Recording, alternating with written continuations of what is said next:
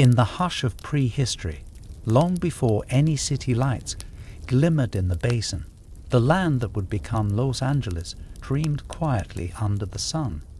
Thick asphalt seeps bubbled up from the ground at places like La Brea, quietly trapping unwary mammoths and mastodons in their sticky embrace.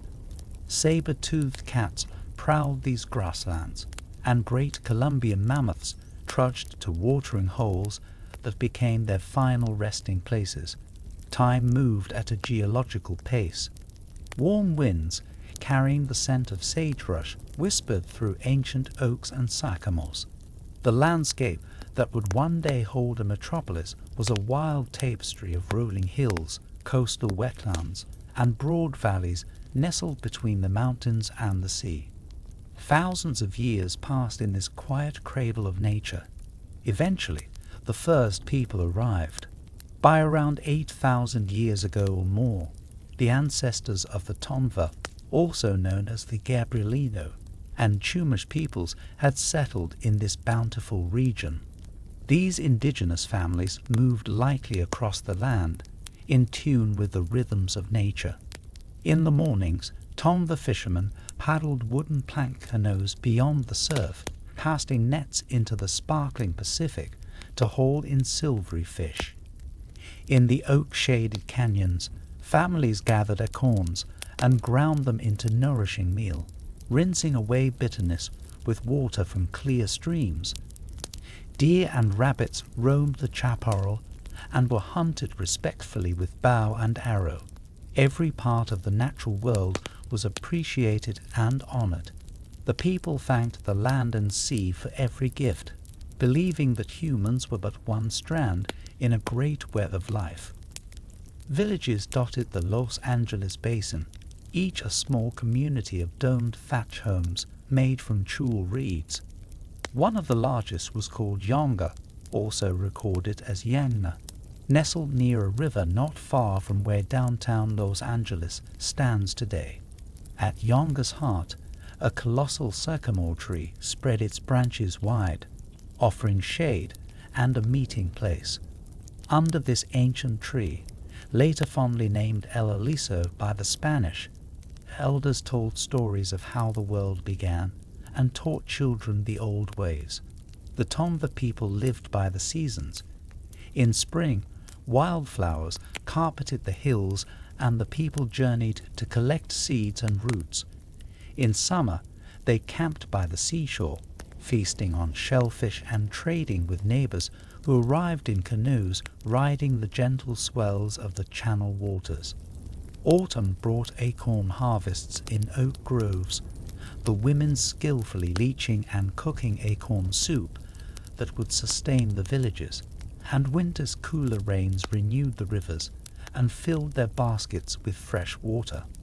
On a still summer evening, one might hear the distant crash of waves and the songs of night birds echoing across the coastal plain. Smoke from cooking fires rose into the twilight, and the rich smell of sage and roasting game drifted through the air. Life followed nature's gentle cycles.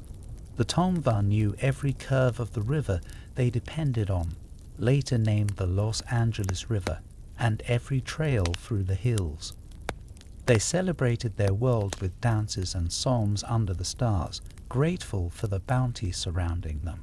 For countless generations, the first Angelenos thrived in this paradise, leaving their subtle mark on the land through seasonal camps, sacred sites, and ancient village footprints. This was the dawn of Los Angeles, a place of bounty and beauty known intimately by its first people. In this era, time was measured by the blooming of yucca flowers and the migration of whales along the coast. The basin was a cradle of community and nature living in balance.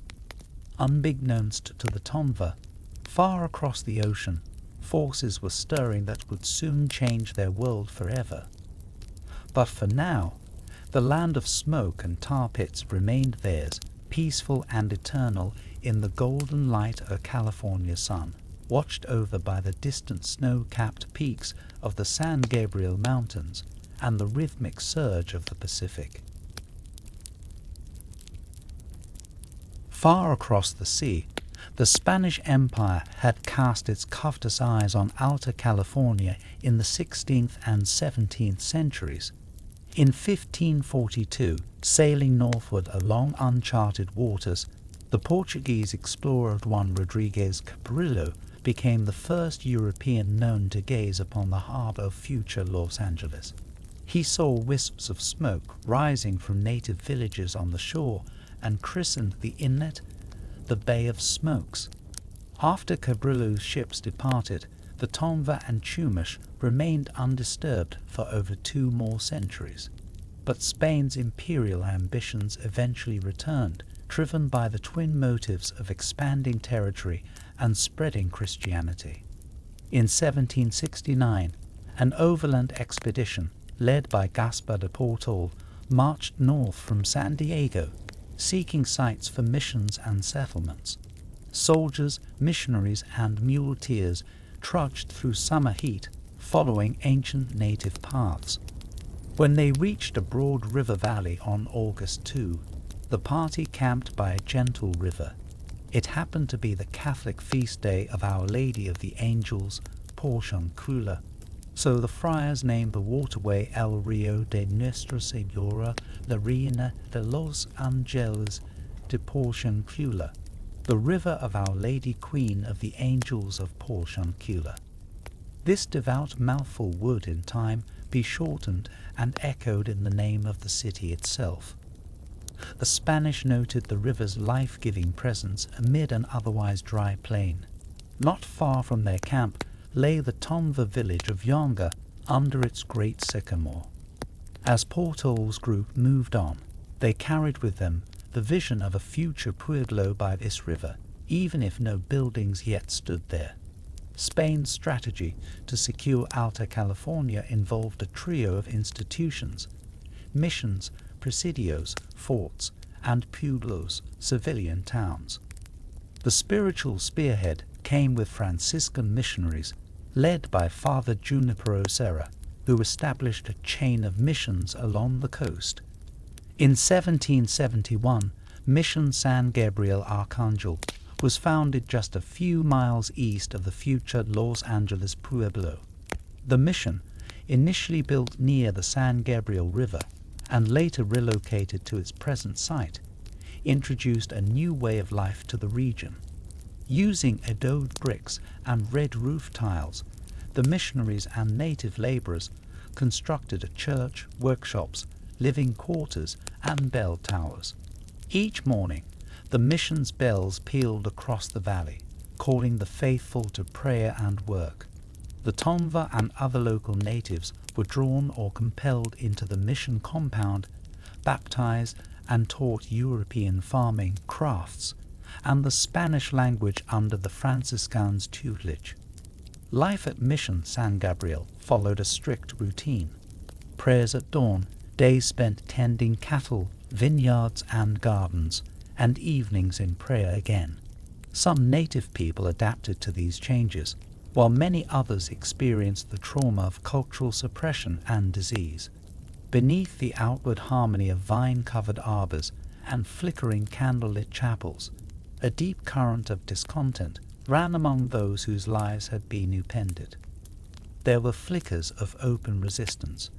In 1785, a young Tongva medicine woman named Toiparina, revered in her community for her wisdom and courage, helped lead a rebellion against Mission San Gabriel. She and a small band of co-conspirators planned to attack the mission's priests and drive the colonizers out, striking back against the enslavement and degradation of her people. Under a moonlit sky, Toiparina entered the mission grounds in secret, having used her influence to rally other Tongva, including a man inside the mission who had his own grievances. The revolt was thwarted before it could fully erupt. The Spanish had learned of the plot. Toiparina was captured, and during a subsequent trial, when pressed for an explanation, she defiantly stated that she rose up because the Spaniards were trespassing on her land. Though ultimately exiled from her homeland, Banished to distant Monterey, Toyperina became a symbol of native resistance. Her brave stand is remembered and honored today in murals and public art around Los Angeles, a reminder that the colonization of this region was neither smooth nor uncontested. Meanwhile, the secular arm of Spanish colonization was taking shape by the river. In 1781, 3 years after the American Declaration of Independence on the far side of the continent, Spanish California's governor, Felipe de Neve, put into action his plan to establish a civilian town by the Porciúncula River. He had recruited 11 families, a total of 44 settlers, Los Pobladores, from New Spain, present-day Mexico, to make the long journey north. These settlers were mestizo, mulatto, African, and indigenous in heritage.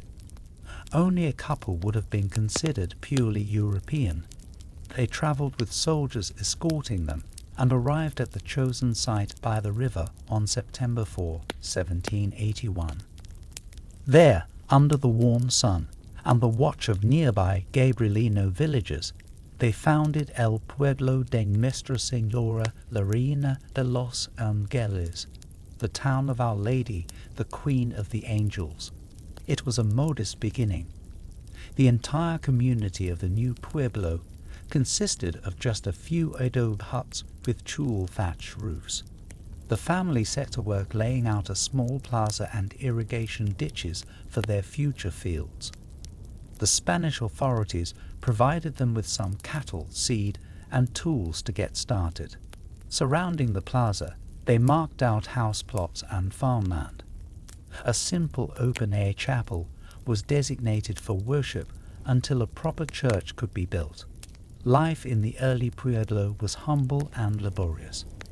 The settlers, farmers and artisans by trade, rose before dawn.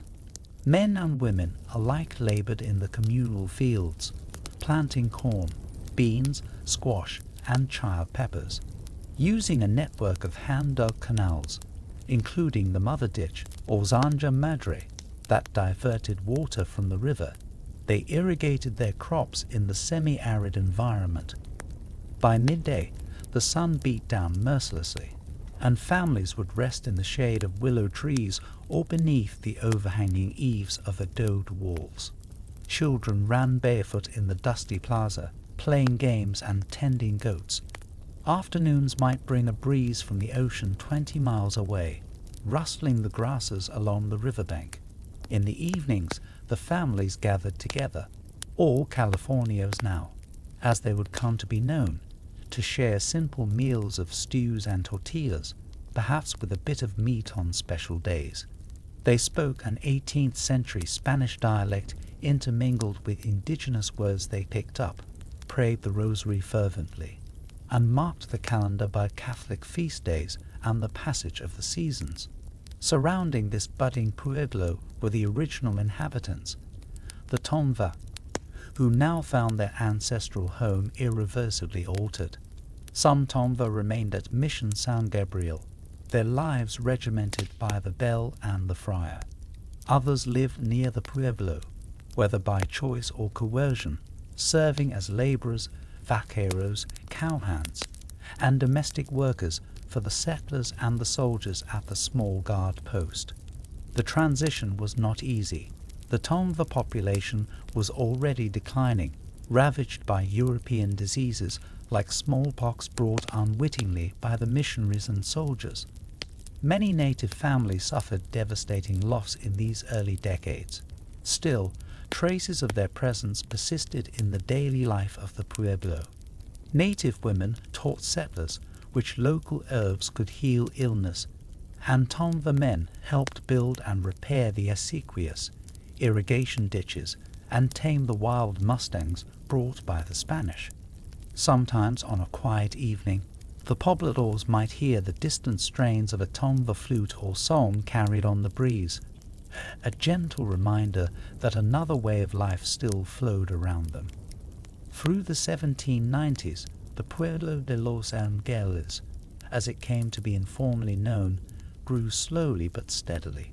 Spain's colonial system, awarded the settlers a cabildo town council to govern local affairs and alcalde, mayor, to keep order. A small plaza, near today's Olvera Street, became the heart of the community, bordered eventually by an adobe town hall, a guardhouse, and a communal granary.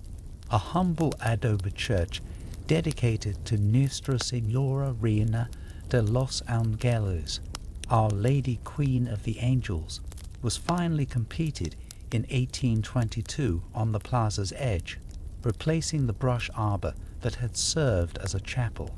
As the 18th century closed, Los Angeles remained a tiny remote outpost of the Spanish Empire, home to perhaps a couple hundred souls.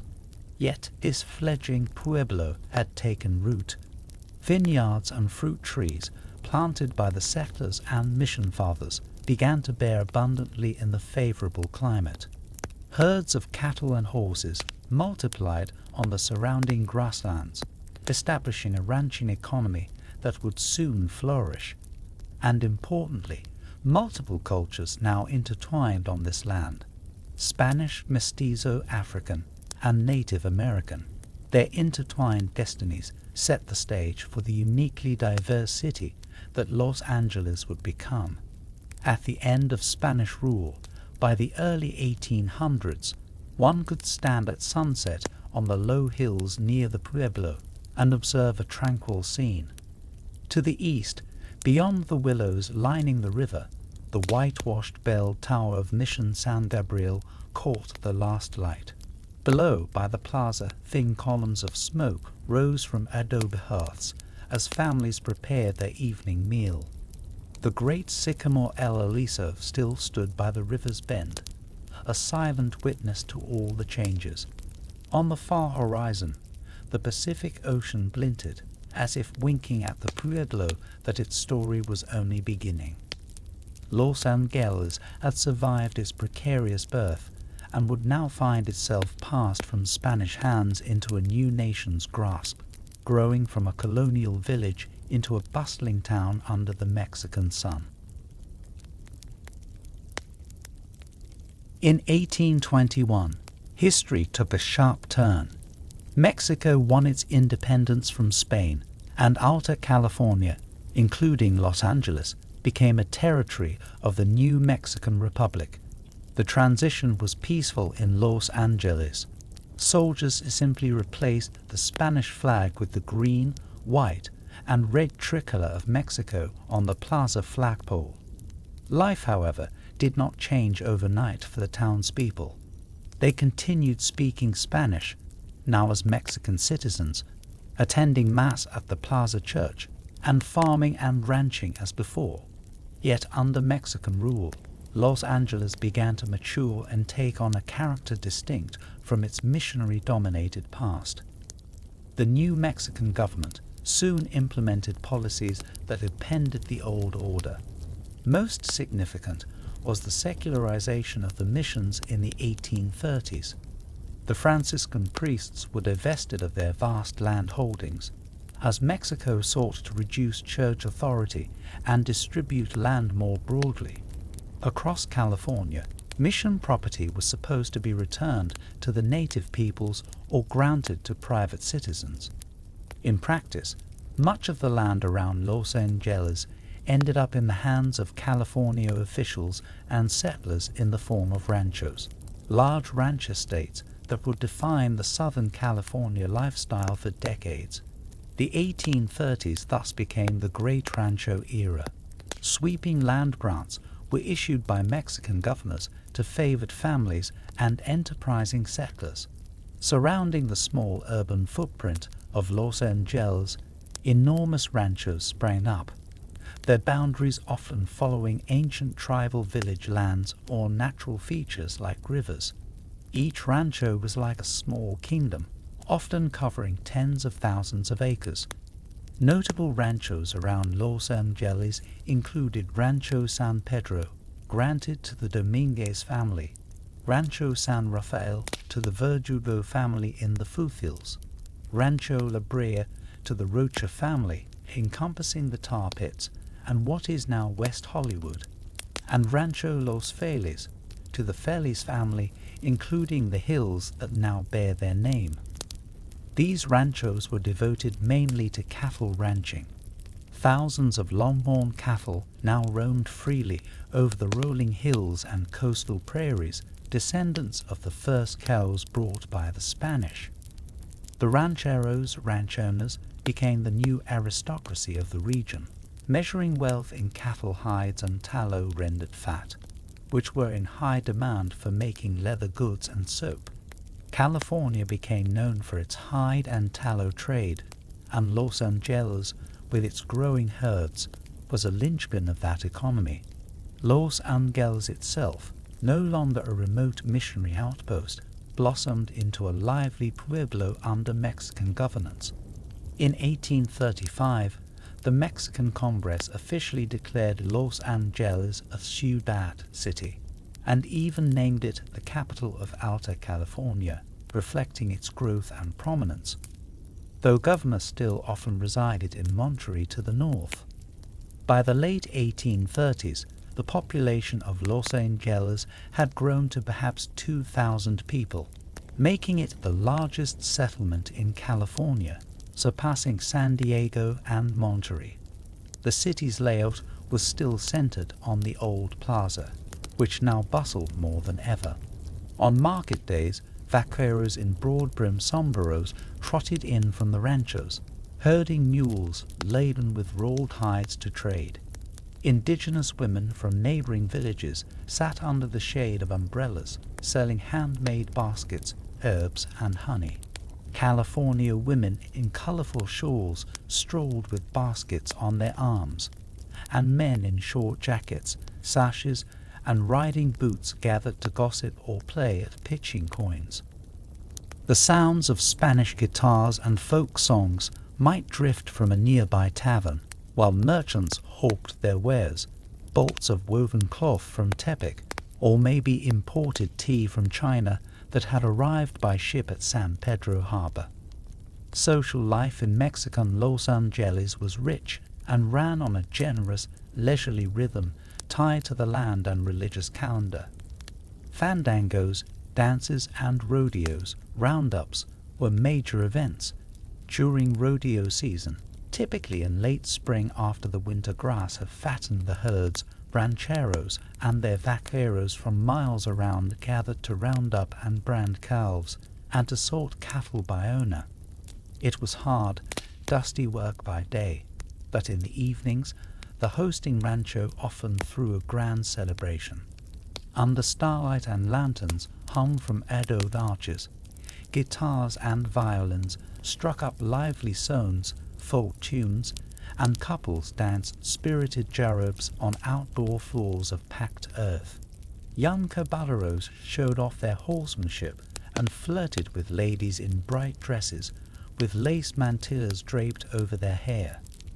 There were horse races and bull baiting for entertainment, feasting on roasted beef and fresh tortillas, and plenty of aguardiente, spirits, to toast good fortunes. These gatherings strengthened communal ties among the widely scattered ranch families and Pueblo dwellers, forging a local culture that was distinctively Californio, Spanish in language, Catholic in faith, but tempered by frontier pragmatism and local native influences. While the Californios enjoyed relative freedom on their vast lands, Los Angeles was still a frontier town prone to roughness and lawlessness. The 1830s and 40s saw their share of rowdy incidents. The Pueblo's reputation among some visitors was of a dusty town where knives and pistols settled disputes and vigilant justice sometimes supplanted the understaffed courts. Indeed, the town had a small jail and a whipping post, and there were instances of public hangings of horse thieves or murderers to keep order. Yet, in other accounts, visitors noted the generous hospitality of the Angelenos, remarking on their open homes and shared meals. The Pueblo was a place where feasters marking weddings or saints' days could consume entire days of music and dance, and where life, while not without hardship, had a sense of abundance and ease in the genial climate. The Mexican era also saw an increasingly cosmopolitan, if still rustic, Los Angeles. Foreign traders began arriving by land and sea. American and English trading ships anchored off the coast at San Pedro, and their crews brought Yankees and Britons through town seeking cattle hides, which they called California banknotes because they were as good as cash. One such visitor was Richard Henry Dana Jr., a New England sailor who in 1835 rode from San Pedro to the Pueblo while collecting hides for export. He later described the area in his memoir 2 years before the mast and noted both the hospitality and the hard bargaining of the Californios. Americans also began to settle in town in small numbers, traders, drifters, and adventurers. Some married into local families, learned Spanish, and integrated into California society. Notably, Abel Stearns, a Boston-born trader, arrived in Los Angeles in the 1820s and became a successful rancher and merchant, building an adobe home, El Palacio, near the plaza, where he hosted fandangos that blended Yankee and California guests. In a similar way, Jean-Louis Vanes, a French vintner, moved to Los Angeles, purchased land by the river, part of old Yonga village site, and planted extensive vineyards around 1831. He named his estate El Aliso after the giant sycamore. By the 1840s, Vings was producing a notable wine and brandy, helping kickstart Los Angeles' viticulture that would much later make the region famous again. Even as Los Angeles was growing and adapting, it remained vulnerable to the larger forces swirling beyond its peaceful valley. By the 1840s, the United States to the east had expanded its territory dramatically, and covetous eyes looked west toward California's fertile lands and harbors. Meanwhile, the Mexican government in distant Mexico City was often unstable and had difficulty asserting control over far-flung California. Communication between Alta California and the Mexican heartland was infrequent and slow. It could take months for orders or news to arrive. Thus, Californios in Los Angeles developed a degree of self-reliance, and local politics flourished somewhat independently. Prominent ranchero families intermarried and sometimes squabbled over power. Pio Pico, a Los Angeles native of Mestizo and African descent, became an influential figure. By the mid-1840s, he would serve as the last Mexican governor of California, and he maintained his residence in Los Angeles whenever possible, rather than the old capital of Monterrey. In 1846, the winds of change blew once more with the onset of the Mexican-American War. In the summer of that year, as the U.S. declared war on Mexico, American forces moved to capture California. In August, a detachment of U.S. Marines raised the American flag over Los Angeles, initially meeting little resistance and claiming the city. But Californios were not willing to be subdued so easily. Under leaders like Jose Maria Flores and Andres Pico, Pio Pico's brother, they mounted a spirited resistance. In late 1846, the Pueblo of Los Angeles was the center of a brief rebellion. Local Californios, joined by townspeople, forced the small American garrison to surrender and leave. For a few months, the Californio flag, a lone star on a red stripe, flew over Los Angeles again, and the people hoped to maintain control. However, by January 1847, more powerful American forces returned to Los Angeles. In a pair of decisive engagements, the Battle of Rio San Gabriel and the Battle of La Mesa, just south of the city, U.S. Army troops under General Stephen Kearny and Navy Captain Robert Stockton defeated the California militia. Realizing further resistance was futile, leaders met at a ranch in the nearby Cahuenga Pass. On January 13, 1847, they signed the Treaty of Cahuenga, effectively ending fighting in California. This informal capitulation was later formalized by the Treaty of Guadalupe Hidalgo in 1848, which ended the war and ceded California and vast other territories to the United States. As the Mexican period in Los Angeles closed, it did so on a note of reluctance and nostalgia. The once isolated Pueblo had grown into the leading city of California under Mexican rule, characterized by its ranchero gallantry and blended cultures. Now it was absorbed into a new nation that most of its residents knew little about. In the days following the American takeover, life attempted to go on normally. The Californios remained on their ranchos, at least for now, and in the plaza, vaqueros still traded cattle and housewives still went to church. But American soldiers now patrolled the streets, and the U.S. flag fluttered over the plaza's adobe headquarters. Some Californios, like the Pico family, had the means and foresight to adapt and would play roles in the new American administration. Others felt deep sorrow as the Mexican tricolor flag was lowered for the last time. The residents of Los Angeles gathered for a final fandango under Mexican rule, a mix of farewell and resilient joy, and danced through the night, as if to imprint their customs indelibly on the city's soul before the dawn of a new era. Thus, in the mid-1840s, the Mexican chapter of Los Angeles history closed. It left behind a legacy of land grants and ranchos, many of whose boundaries still echo in modern lay street grids and district names. It left a city with a Spanish language and Catholic heritage that persists in its street names and festivals. And importantly, it left a mestizo population, descendants of Spaniards, native Californians, Africans, and more, who would become early American Angelinos, bridging the old and new regimes. Los Angeles was poised on the brink of explosive growth and radical transformation under the coming American era, but it carried forward the spirit and grace of its rancho days, like a gentle adobe rose about to be transplanted into very different soil.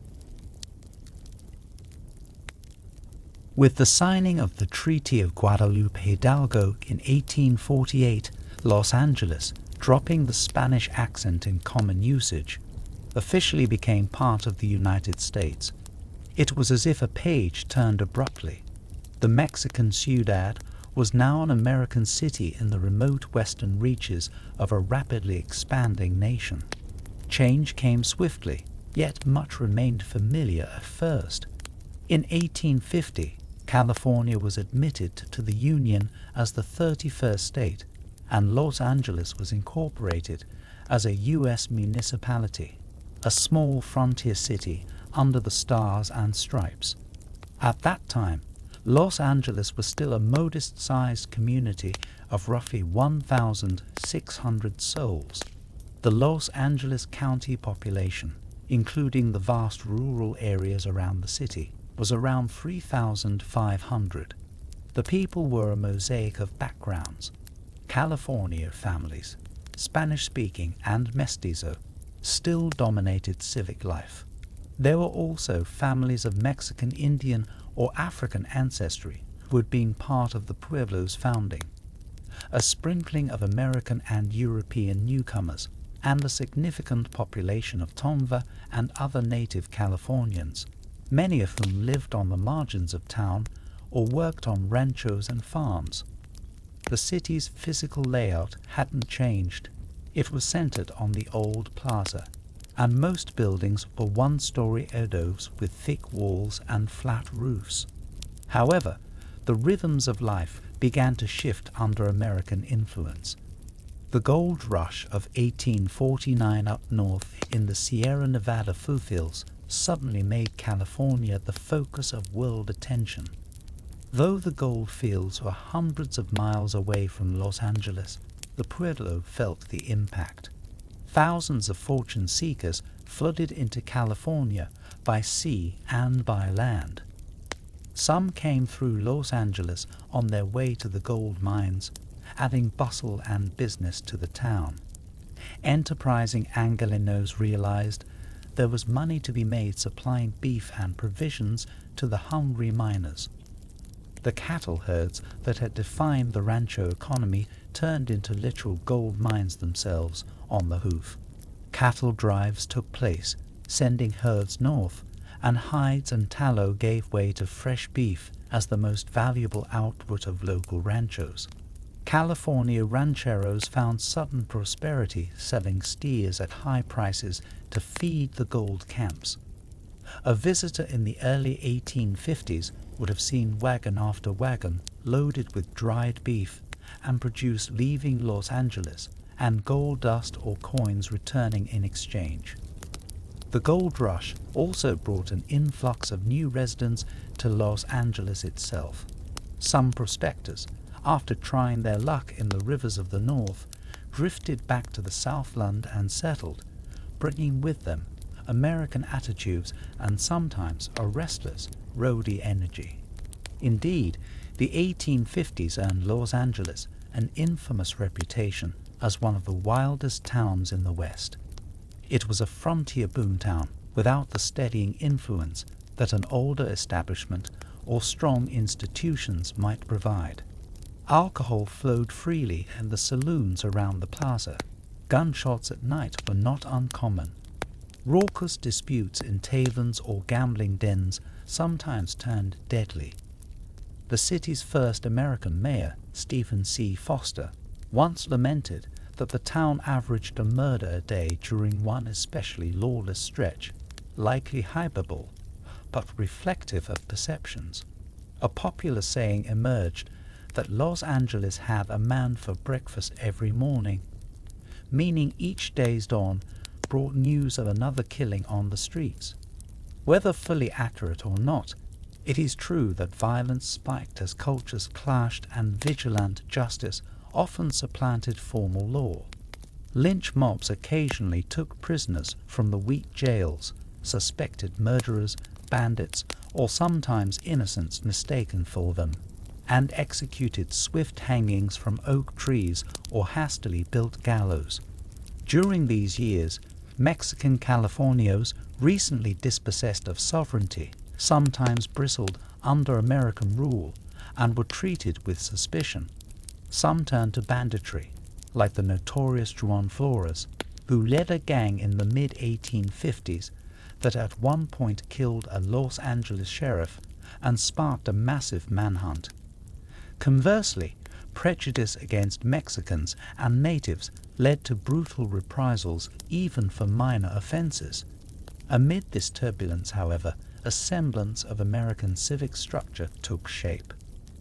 The city of Los Angeles adopted a common council, forerunner of the city council, and, as required by state law, conducted its meetings in English, though Spanish remained widely spoken in homes and on the streets.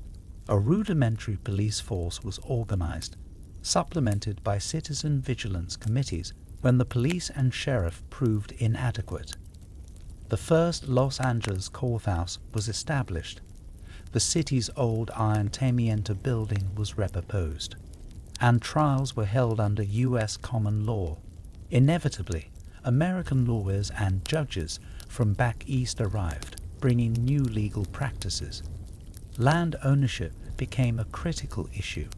Californios who owned ranchos had to prove their land titles before U.S. land commissions to keep their property, a slow and costly process that resulted in many old families losing their ranch lands to pay debts or through legal maneuvering by newcomers. A flood of Anglo-American settlers moved in, some acquiring pieces of former rancho lands and starting farms or businesses. The city's first newspaper, the bilingual Los Angeles Star, La Estrella, began publishing in 1851, printing local news, notices, and serialized stories in both English and Spanish. Reading the Star, townsfolk saw the city's concerns shift to those of an American frontier community. Advertisements for patent medicines, announcements of stagecoach schedules, and heated political debates about state and national issues like slavery. California entered the Union as a free state. As if to test the new American city, nature brought severe trials in the 1860s. First came a sequence of deluges. The winter of 1861 to 62 saw torrential rains, known as the Great Flood of 1862. Rivers all over California overflowed. In Los Angeles, the usually tame Los Angeles River swelled into a churning torrent half a mile wide, jumping its banks and destroying vineyards and adoves built on the lowlands. The Pueblo was inundated. Cows and barns were swept away. When the waters finally receded, they left behind ruined crops and stagnant pools. Angelenos had to improvise footbridges to cross the new marshy expanse where the river had changed course. The landscape was so altered that earlier property boundaries became unrecognizable. Then, almost immediately after the flood's devastation, the region was struck by the opposite extreme, a mega drought from 1863 to 1864. For 2 years, scarcely any rain fell. The once lush hills turned brown and barren. Streams dried up. Cattle, the lifeblood of the economy, died by the tens of thousands for lack of water and forage. Ranch after ranch went bankrupt as the great herds dwindled to bones on the dusty range. This great drought effectively ended the Rancho era's dominance. Many California families, already burdened by legal fees defending their land titles and now financially ruined by the drought, were forced to sell their land to a new class of speculators and businessmen, often at distress sale prices. Thus, the 1860s marked the twilight of the old Californio society in Los Angeles. The city was increasingly controlled by newcomers with American capital and an eye toward development. Despite these hardships, Los Angeles rebounded. New economic activities took root. Agriculture diversified. Farmers planted citrus orchards, vineyards, and wheat fields. The French vintner Ving's wine business thrived and expanded. Los Angeles wines were well regarded until blight later struck the vines. Sheep ranching briefly boomed as sheep could forage on the sparse scrub that cattle could not survive on. In the late 1860s, Southern California flocks numbered in the hundreds of thousands, yielding wool that fed local mills and distant textile factories. Meanwhile, the city's demographics continued to broaden. The African American community in Los Angeles, though small, grew in the 1850s and 60s with freed slaves and free blacks migrating west. Pioneers like Biddy Mason, an African American woman who had been brought to California as a slave, famously won her freedom through the courts in 1856 and settled in Los Angeles. A skilled midwife and entrepreneur, Mason saved money and in 1866 purchased a piece of land on Spring Street, making her one of the first black female landowners in the city. She astutely managed her property, eventually accumulating a small fortune, which she used in part for philanthropy, including co-founding the city's first African Methodist Episcopal, AME, church in 1872. Her former home hosted its first meetings. Mason's story, emblematic of perseverance and enterprise, became a cherished part of Los Angeles lore as the city grew. Another group making their mark were the Chinese. The first Chinese immigrants likely arrived in Los Angeles in the early 1850s, but their numbers remained small until the 1860s when labor demands, especially for railroad building in California, drew more to the west. By the late 1860s, a tiny Chinatown had formed in Los Angeles, centered around a narrow alley called Calle de los Negros, named in an earlier era for people of dark complexion who lived there. Chinese Angelenos worked as gardeners, cooks, launderers, and shopkeepers, occupations available to them given prevalent racial biases that kept them out of better-paying jobs. They built simple wood shanty homes and shops, planted vegetable gardens along the river, and introduced locals to Chinese foods and wares. Despite facing discrimination and a language barrier, the Chinese community became an integral thread in the city's fabric. Unfortunately, they were also subject to growing anti-Chinese sentiment that spread throughout California. This prejudice led to the darkest hour of Los Angeles' early American period, the Chinese Massacre of 1871.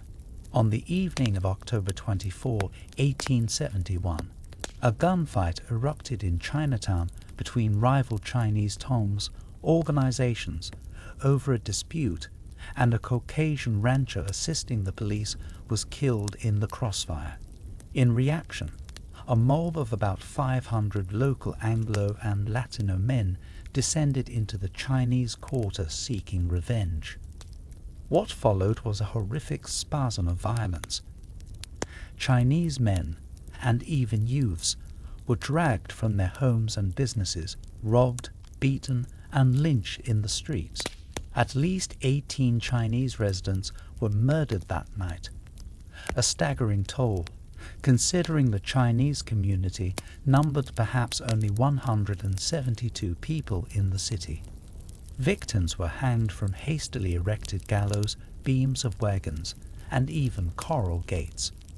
By dawn, bodies of Chinese men lay in the old plaza area, a gruesome scene that shocked the more law-abiding residents.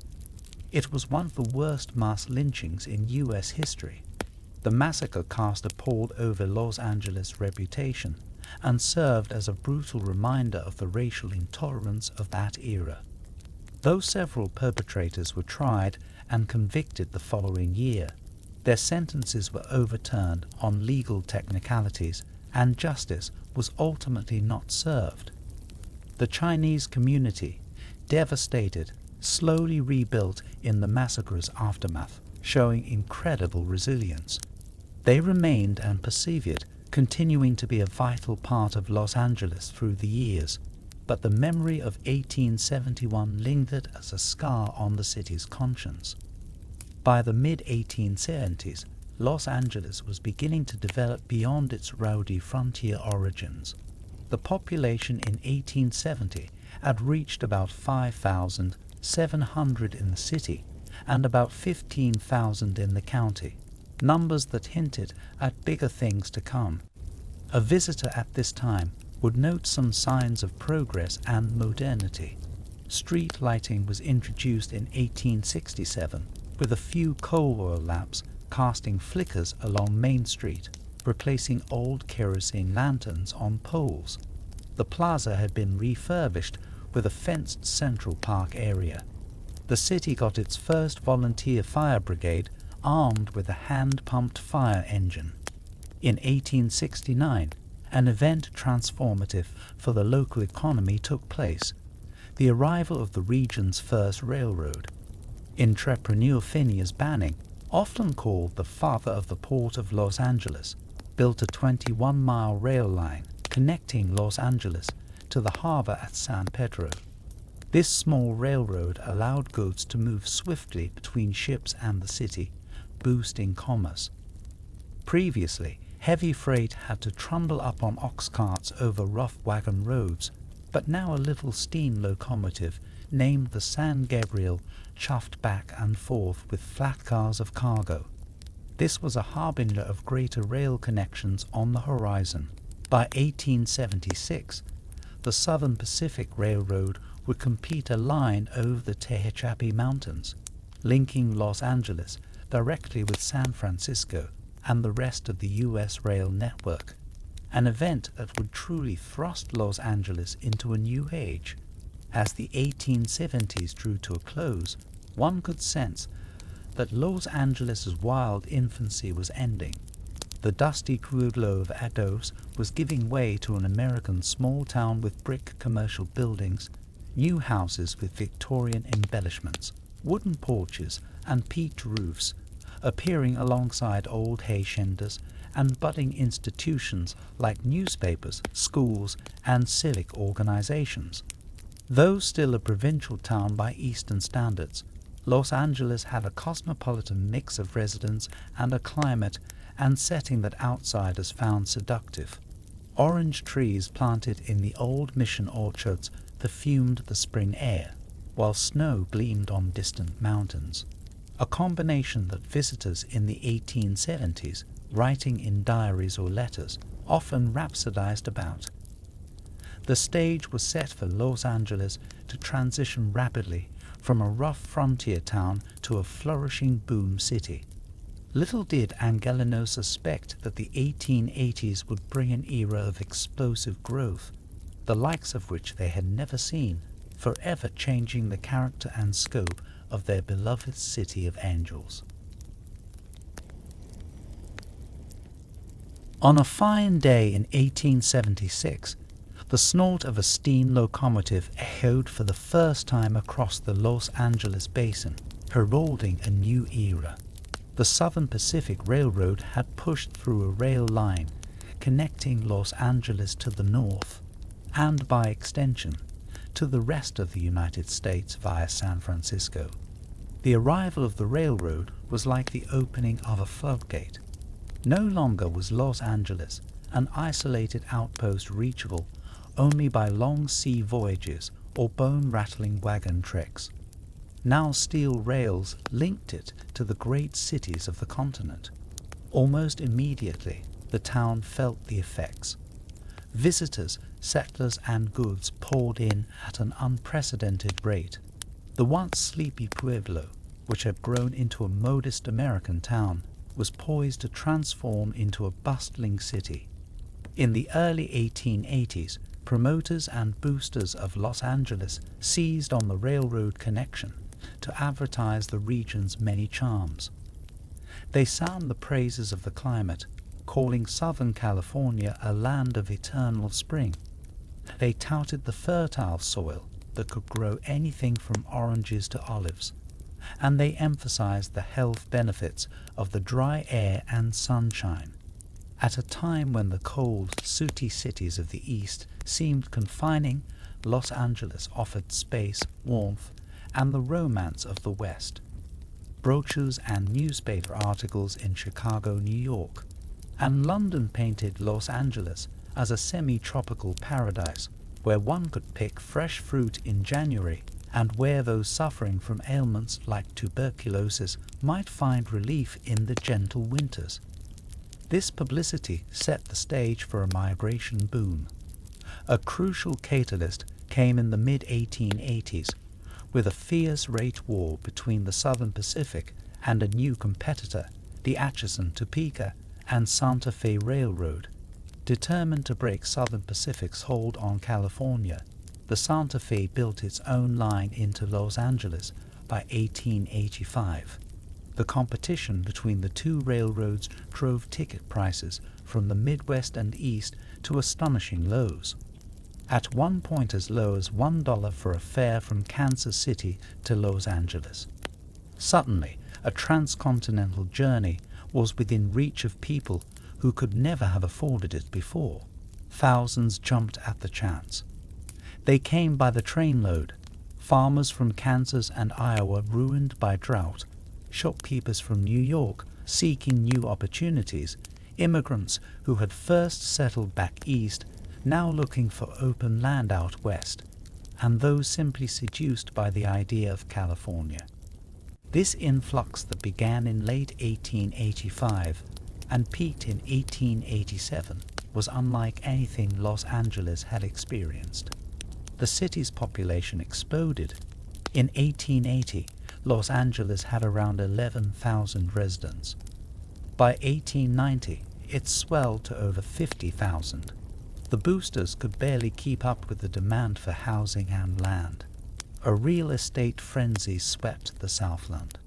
Land that had been grazing pasture or barley fields a year or two before was surveyed, subdivided, and mapped out as new towns almost overnight. Some were given lofty, aspirational names: Pasadena, a thriving new settlement at the foot of the San Gabriels; Pomona, in the citrus belt to the east; Arcadia, Ontario; San Bernardino further out, all either founded or dramatically grown during this period. Closer to Los Angeles, new subdivisions like Boyle Heights, east of the river, and Angelino Heights, on a hill just north of downtown, were developed to provide housing for the growing urban population. During the height of this land boom in 1887, the city was gripped with speculative fever. Boomers, as the eager land buyers were called, arrived on every train. Real estate offices popped up on downtown streets and did business sometimes 24 hours straight. It was said that land changed hands multiple times in a single day, with each speculator hoping to flip it at a profit by nightfall. In vacant lots downtown, huge auction tents were erected where salesmen used rapid-fire patter and free lunches to lure crowds into bidding on lots in distant subdivisions that many buyers had never even seen. Special excursion trains ferried prospective buyers out to barren stretches of land adorned with nothing but surveyor stakes and a few inflated balloons marking future street corners. Brass bands played and flags fluttered to create a festive atmosphere as people bid furiously on parcels of sun-baked soil, driven by the conviction that Southern California was destined to become a populous paradise and that any land bought today would be worth double tomorrow. This speculative mania was not limited to Los Angeles City, but swept across the Southland.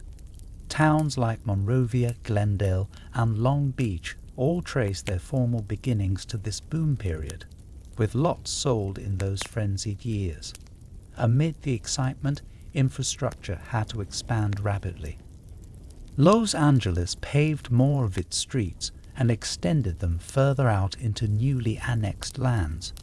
The city installed electric streetlights in 1882, a marvel at the time, and by the late 1880s downtown's main streets were lit by brilliant arc lights. Horse-drawn streetcars had been operating since the 1870s, but in 1887 Los Angeles saw its first electric streetcar line, which zapped along with a trolley pole and wire, connecting downtown with the rapidly growing Westlake, now MacArthur Park area. Streetcar suburbs could now develop beyond walking distance from the plaza. To quench the thirst of the booming population, the Los Angeles Water Company, a private enterprise then managing the city's water, scrambled to build more reservoirs and pump more water from the Los Angeles River's underflow. They laid more miles of water mains, though residents on the new fringes still often relied on their own wells or water wagons delivering barrels of water to them. The city's skyline began to change as well. The old one-story ados and simple wooden buildings were now joined by multi-story brick structures. In 1888, the magnificent Hotel Westminster opened at Main and 4th, a 4-story Victorian hotel with turrets and a grand dining room, catering to wealthy land buyers and tourists. Nearby, the Phillips Block and Hollenbeck Block, elegant commercial buildings with iron balconies and ornate cornices, rose around the plaza and along Spring Street, signaling that Los Angeles aimed to rival San Francisco in urban sophistication.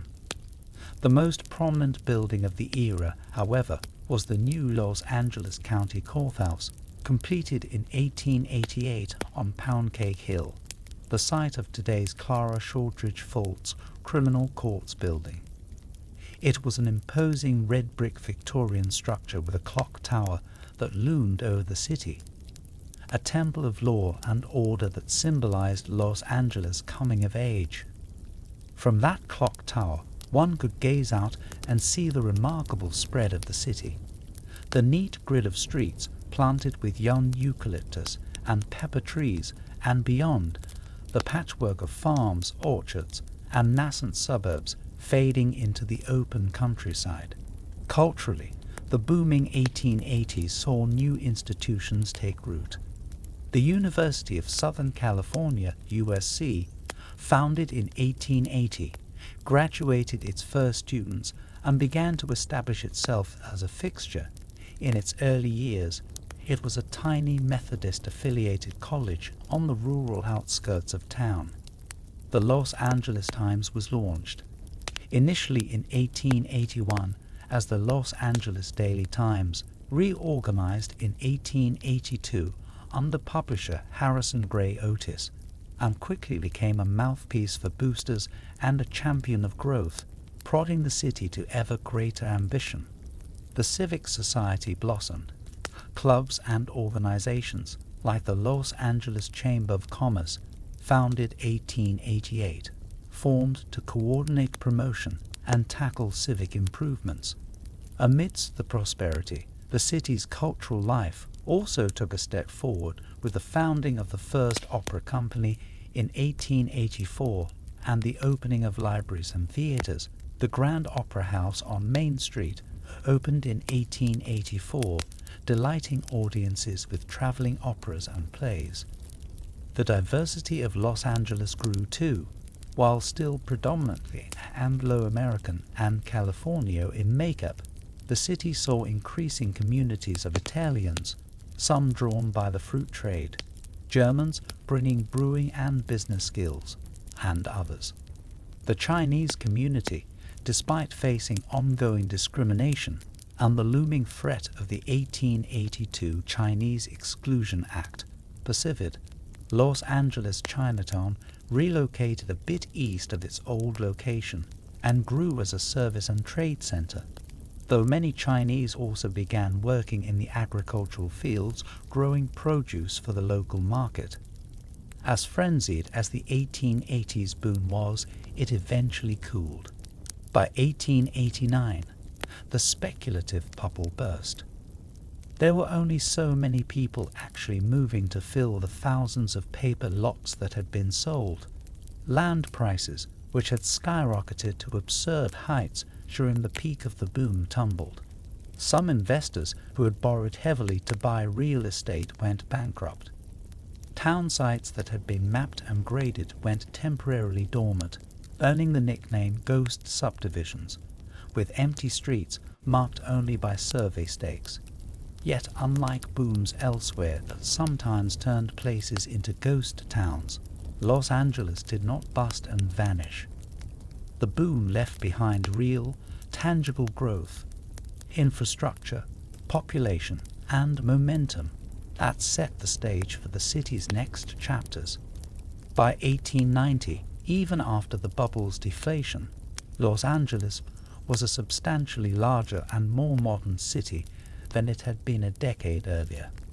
Interestingly, the late 1880s also sowed seeds for industries that would become important later. One such seed was the discovery of oil. In 1892, just a few years after the boom, a prospector named Edward Doheny and his partner drilled a well using a sharpened eucalyptus log as a drill in a tar drench area west of downtown, near present-day Echo Park. To their astonishment, the well struck a gush of crude oil. Los Angeles had its own black gold. Soon, oil derricks sprouted in the area like a bizarre forest, in backyards, along railroad tracks, and across empty lots. By 1897, there were over 500 oil wells pumping in and around the city. Oil changed Los Angeles in myriad ways. It provided a new source of wealth and jobs. It spurred industrial development, refineries, manufacturing that used petroleum, and it began California's ascent as an oil-producing powerhouse. Neighborhoods such as Westlake and Bunker Hill saw derricks sharing space with houses, an incongruous sight that came to be a unique facet of turn-of-the-century Los Angeles. Oil would attract its own barons and investors, further diversifying the local economy away from purely land and agriculture. By the end of the 19th century, Los Angeles had solidified its place as the leading city of Southern California and one of the important cities of the American West. In 1900, the city's population crossed 102,000, ranking it 36th in the nation and growing rapidly. The city and its environs, once primarily ranchland and open scrub, were now a patchwork of citrus orchards, neat farms and towns. Orange groves carpeted the San Gabriel Valley and Orange County. Every spring the air for miles around smelled of orange blossoms. Grape vineyards and wineries were flourishing. Los Angeles was actually the wine capital of California before Napa and Sonoma rose to prominence. A traveler could take a Pacific Electric red car, the interurban rail network championed by Henry Huntington, from Los Angeles out to places like Pasadena or Santa Monica by the early 1900s, as this extensive trolley system was just getting underway. Huntington would greatly expand it after 1901. Downtown Los Angeles featured brick buildings that rose 4 or 5 stories tall, modest by later standards, but giving the city an urbane look. The streets bustled with horse-drawn carriages, electric trolleys, and more automobiles. By 1897, the first automobile had appeared in the city, and within a few years, wealthy residents were importing new motor cars, sharing roads with horse wagons. The city's diversity also set the stage for its cosmopolitan future. The Latino, Californio, and Mexican community persisted, especially in areas like Sonoratown and around Oliver Street, although now as part of an American city with shifting status. The African American community remained small, but had established a church and some businesses near the plaza area. The Chinese community, despite the massacre of 1871 and exclusion laws, remained an integral part of local commerce, largely concentrated on Alameda Street in a rebuilt Chinatown. Newer faces included a Japanese community which was just beginning to form. Early Japanese immigrants arrived in the 1890s, with many going into farming and establishing a little Tokyo by the early 20th century. Italian fishermen had set up a community near San Pedro. Jewish merchants and bankers played important roles in business and civic affairs. Isaias Hellman, a German Jewish immigrant, had co-founded a major bank in 1871 and helped finance many developments. A large Jewish synagogue, B'nai B'rith, now the Breed Street Shul, had been dedicated in 1873. All these threads were weaving together into the tapestry of Los Angeles. As the 19th century gave way to the 20th, Los Angeles stood at a threshold. The American frontier era was over. California was no longer the Wild West, but an established part of the Union. Los Angeles had transformed from a dusty cowtown into a growing city with rail connections, electric lights, newspapers, and nascent industry. But it was the next few decades that would truly vault Los Angeles into the modern age, as it confronted new challenges: how to find sufficient water for its burgeoning population, how to integrate the explosion of automobiles, and how to manage an ever-expanding urban footprint. The stage was set for the city's leaders and dreamers to embark on bold schemes, including some of the most ambitious engineering and social projects in American history, to ensure that Los Angeles would fulfill the lofty destiny that its boosters had always imagined for it. At the dawn of the 20th century, Los Angeles was a youthful, fast-growing city with endless promise, yet it faced pressing practical challenges. Chief among them was water. As more people settled in the semi-arid Los Angeles basin, the once adequate Los Angeles River and local wells could no longer reliably quench the city's thirst. Rainfall was fickle, and periodic droughts made city fathers anxious. If Los Angeles was to keep expanding, it needed a new, much larger source of fresh water. Thus, as the century began, a bold solution emerged that would forever change the city and distant lands alike: the construction of the Los Angeles Aqueduct. The quest for water led city engineers to look far beyond the dry hinterlands. Fred Eaton, a former mayor and a savvy engineer, recalled the crystal waters of the Owens Valley, a fertile valley on the eastern side of the Sierra Nevada mountains, some 230 miles north of Los Angeles. The Owens River flowed out of the Sierras into Owens Lake, a saline lake with no outlet. To Eaton and his friend William Mulholland, the chief of the Los Angeles Water Department, this remote valley's water was the key to Los Angeles' future. Starting in 1904, under utmost secrecy to avoid tipping off speculators, agents of Los Angeles quietly began buying up land and water rights in the Owens Valley.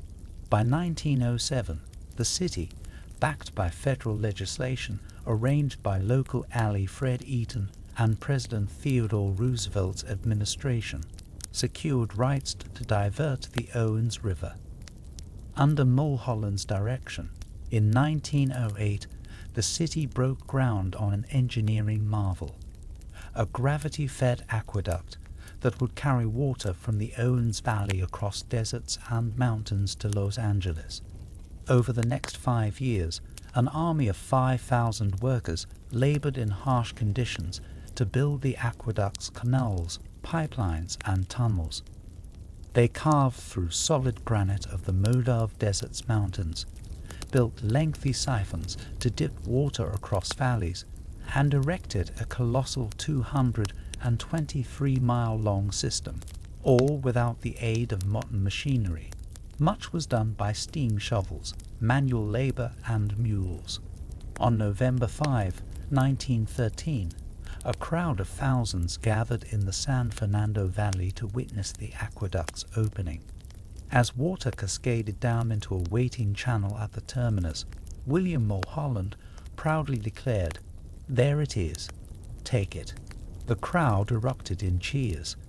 A ribbon of life had been delivered to Los Angeles, ensuring the city's growth for decades to come. The Owens Valley water, carried by the aqueduct entirely by gravity, dropping 4,000 feet over its journey, poured into the city's reservoirs. With this new supply, Los Angeles quickly annexed surrounding areas, including the vast, then mostly rural San Fernando Valley, to spread the water and accommodate future residents. Tellingly, communities like Hollywood and the San Fernando Valley towns voted to join Los Angeles in 1910 to 1915 specifically to gain access to aqueduct water. While a triumph for Los Angeles, the aqueduct had devastating effects on the Owens Valley.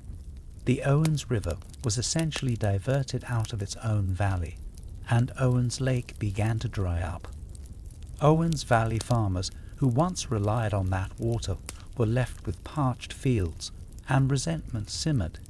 In the 1920s, this would erupt in incidents of locals sabotaging the aqueduct. But in the 1910s, Los Angeles leaders paid little heed to distant complaints. They were busy basking in the city's newfound water wealth and planning an ambitious future. With abundant water now flowing, Los Angeles' growth surged again. The San Fernando Valley, once a sleepy expanse of ranchos and wheat farms, could be turned into fertile orchards and residential communities. Citrus groves and suburban plots were laid out where dry sagebrush had grown. and indeed, the city's population jumped from about 102,000 in 1900 to over 576,000 by 1920, a staggering increase. Los Angeles was on its way to becoming the largest city in the West. Another crucial ingredient of Los Angeles' early 20th century boom was the continuing exploitation of oil. The 1890s oil boom expanded in the 1900s as even more strikes were made. In 1900, wells punctured the landscape near downtown, and within a few years oil fields were developed in areas like Santa Fe Springs and Long Beach, just outside city limits, turning Greater Los Angeles into one of the world's leading oil-producing regions. By 1910, Los Angeles was producing a quarter of the world's petroleum. Wooden derricks clustered so densely in some neighborhoods, like the once genteel area around Westlake Park, that they looked like forests of scaffolding. The air often carried the tang of crude oil, and open sumps and gushers were common sights. The wealth generated by oil fueled new enterprises, refineries, banks, and fortunes that would be invested in real estate and entertainment. Figures like Edward Doney became some of Los Angeles' richest citizens, funding mansions on Figueroa Street and endowing institutions like the future Doney Library at USC. Even as railroads and oil made Los Angeles an industrial city, another industry was blossoming, one that would arguably define the city more than any other: the motion picture industry. The story of Hollywood's rise is one of serendipity combined with Los Angeles' unique offerings. In the first decade of the 1900s, the motion picture was a new invention, largely centered in New York and Chicago. But film producers soon found themselves drawn to Los Angeles for multiple reasons. Sunny weather that allowed outdoor filming year-round. A great diversity of landscapes, the region could stand in for deserts, European villages, wilderness, or city streets as needed, and its distance from Thomas Edison's strong patent enforcement. Edison's company controlled many film patents and was known to bother independent filmmakers. California provided a safe 3,000-mile buffer. The first motion picture studio in Los Angeles was established in 1907 to 1909 by director D.W. Griffith, who shot short silent films in the area, taking advantage of the local scenery.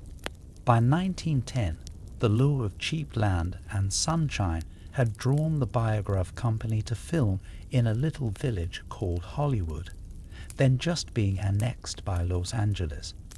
The silent short in Old California, 1910, directed by Griffith, is often cited as the first movie shot in Hollywood. The trickle became a flood. Independent moving pictures, MP, under Carl Laemmle, began work in Los Angeles. This would evolve into Universal Pictures, which in 1915 opened Universal City Studios on a ranch in the San Fernando Valley, even selling tickets to the public to watch films being made, the birth of the studio tour. Jesse Lasky and Cecil B. DeMille leased a barn on Vine Street in Hollywood in 1913 and made The School Man, the first feature film shot entirely in Los Angeles. That barn, now preserved as the Hollywood Heritage Museum, marks the moment Hollywood truly took flight. DeMille famously telegrammed, "Los Angeles splendid for our purposes," as he and others quickly realized Southern California could be the new center of this nascent art form. New film companies sprouted. Warner Brothers in 1918. The Warner siblings opened their first studio on Sunset Boulevard. Fox Film Corporation, which would later become 20th Century Fox, began West Coast production in the 1910s, and in 1912 Universal, Vitagraph, Selig, and others were all active around town. By 1920, the vast majority of American films were being made in Los Angeles. The impact of the film industry on Los Angeles was profound and immediate. It brought an influx of creative talent and labor.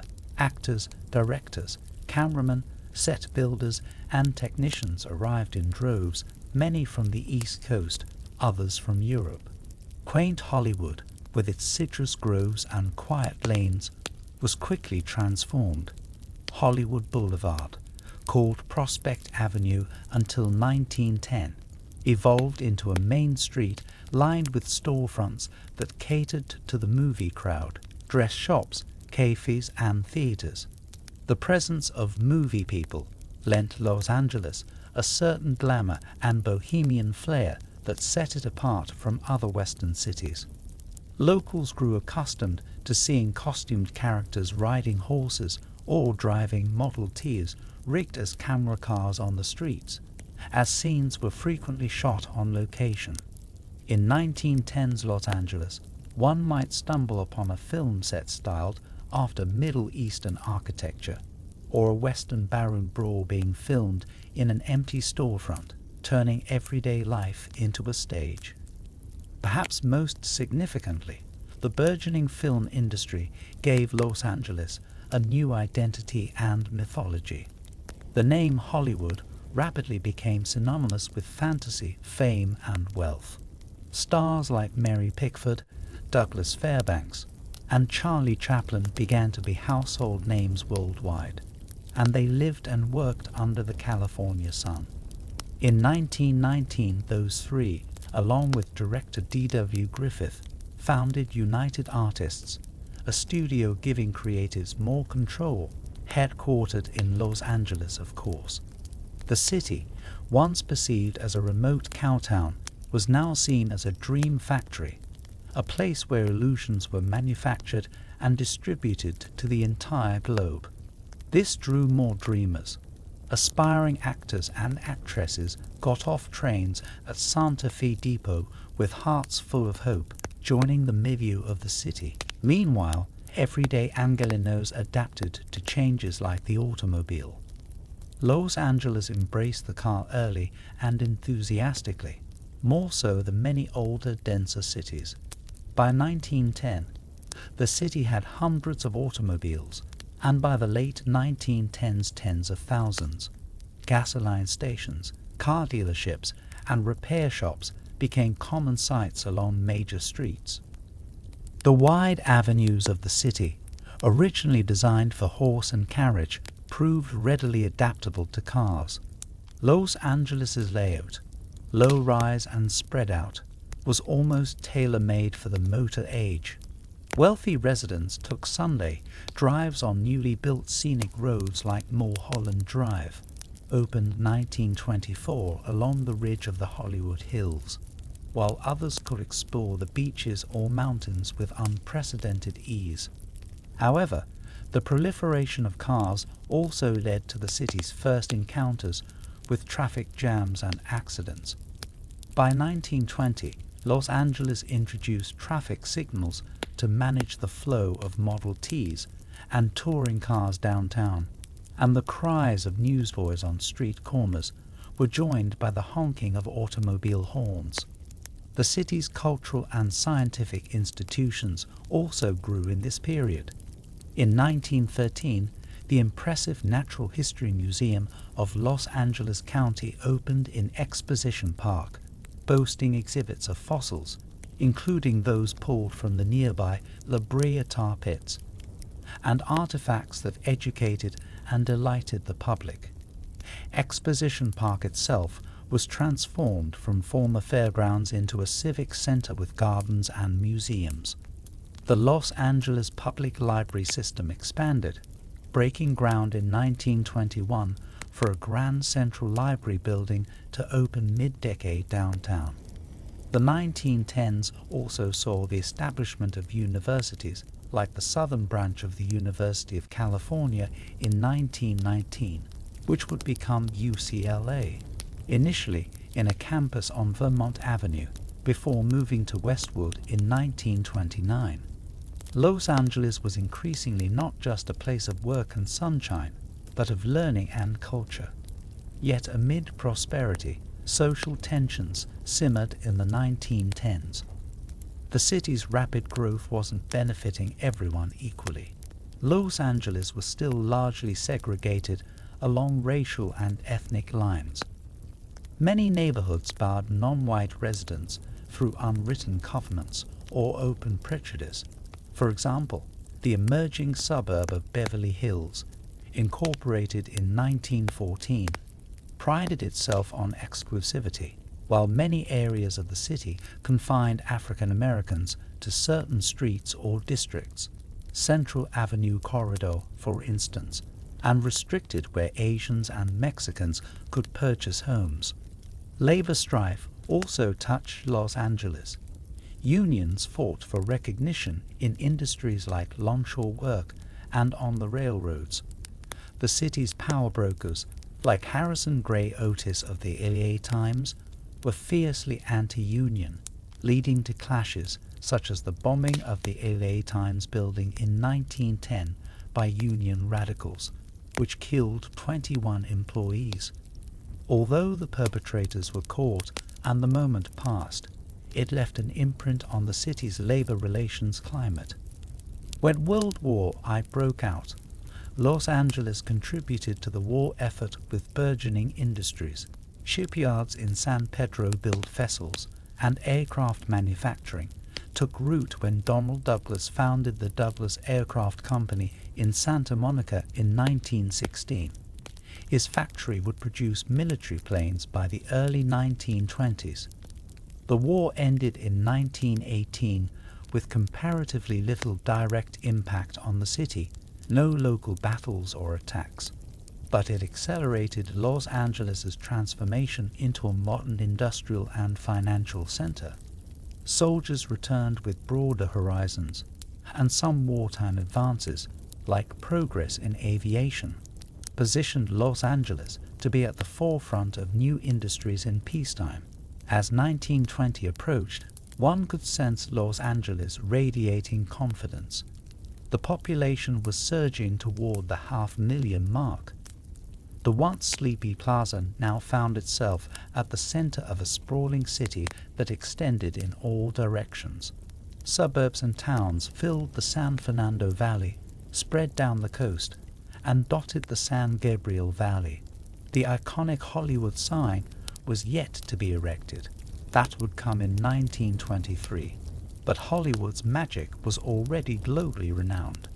On any given day, residents might spot a favorite silent film star driving by in a gleaming new Cadillac, or see an airplane from one of the new local airfields buzzing overhead.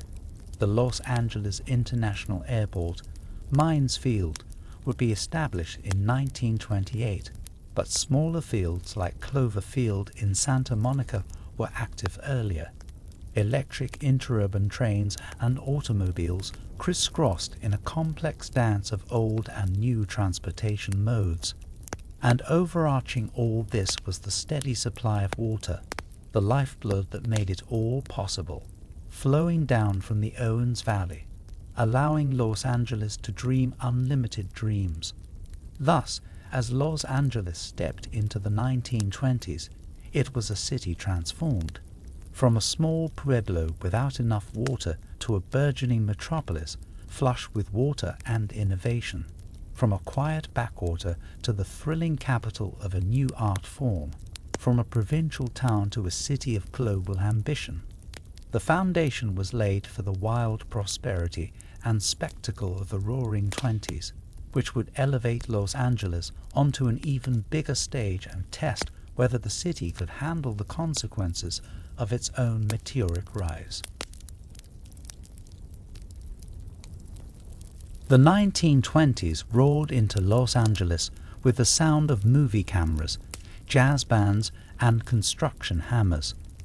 In those heady years, the City of Angels seemed to reinvent itself almost overnight as a glittering capital of glamour and modernity. Oil wells still pumped and oranges still grew in the groves, But now the world associated Los Angeles foremost with Hollywood, a word that had become synonymous with the burgeoning motion picture industry and its galaxy of stars.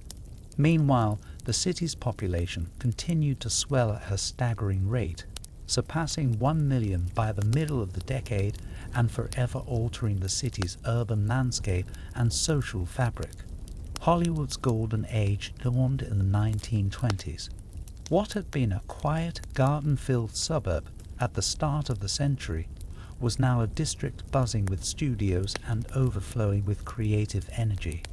By 1920, an estimated 80% of the world's films were being shot in California, mostly in the Los Angeles area. At any given moment, multiple film productions might be shooting around town. A historical epic on a backlot, a slapstick comedy on a downtown street, a western in the dusty hills of Culver City. The major studios consolidated their power and artistry. Warner Brothers, founded in Los Angeles by 4 immigrant brothers, opened a studio on Sunset Boulevard and would soon invest in a revolutionary technology, sound film. Paramount Pictures built its Spanish-style studio gates on Melrose Avenue, becoming known for its refined European-style productions. Millennium, Metro-Goldwyn-Mayer, formed in 1924 by a merger orchestrated by New York producer Louis B. Mayer, established its colossal studio in Culver City, churning out glossy, high-budget films with the motto "More stars than there are in heaven." Fox and RKO added to the studio roster. Hollywood itself transformed physically. In 1923, to advertise a new real estate development, a huge sign was erected on Mount Lee in the Hollywood Hills, spelling out A-O-L-O-Y-L-O-D in 50-foot tall white letters. Originally intended to stand for just a year or two, it quickly became a beloved curiosity and later a revered icon. Eventually, the land portion was removed in 1949, leaving simply wholly wooded. At night, the sign's 13 letters were outlined with blinking electric bulbs, a beckoning beacon to dreamers. Along Hollywood Boulevard, which had been dusty Prospect Avenue not long ago, grand movie palaces and theaters began to appear. In 1922, the Egyptian Theatre opened, an ornate temple-like cinema where people in tuxedos and flapper dresses lined up under hieroglyphic murals to watch the latest silent epic. Over the next few years, Sid Bauman, showman extraordinaire, also opened the lavish Chinese Theatre in 1927, complete with its pagoda architecture and forecourt where stars like Mary Pickford and Douglas Fairbanks left their hand and footprints in wet cement.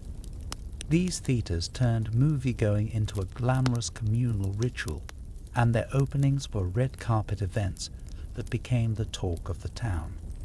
The celebrity culture that we know today was truly born in 1920s Los Angeles. Fan magazines and newspapers breathlessly reported on the doings of movie stars. Crowds gathered outside studios hoping for a glimpse of idols like Rudolph Valentino, the original Latin lover heartthrob, or Gloria Swanson, the epitome of jazz-age elegance. Some stars built extravagant homes that became local landmarks. Comedian Charlie Chaplin had a whimsical mansion in Beverly Hills. Power couple Douglas Fairbanks and Mary Pickford moved into a sprawling estate they dubbed Pickfair, where they hosted lavish parties for the Hollywood elite and visiting dignitaries. Tourists started to arrive in Los Angeles in part just to see the homes of the stars or to maybe catch sight of a familiar face at a Hollywood nightclub or a Santa Monica beach. But it wasn't only Hollywood that was booming. The entire city was in overdrive. The 1920s were a period of tremendous urban development for Los Angeles. Downtown's skyline stretched higher as the city constructed its first skyscraper towers. The 1890s height restriction, which limited buildings to about 13 stories, was cleverly circumvented by some structures like the Los Angeles City Hall, completed in 1928. City Hall soared 28 stories, 454 feet, high with a modern Art Deco-infused silhouette topped by a pyramid, inspired by the mausoleum at Halicarnassus, becoming the tallest building in Los Angeles and an unmistakable civic emblem. The building's beacon light, visible for miles, symbolized the city's lofty ambitions.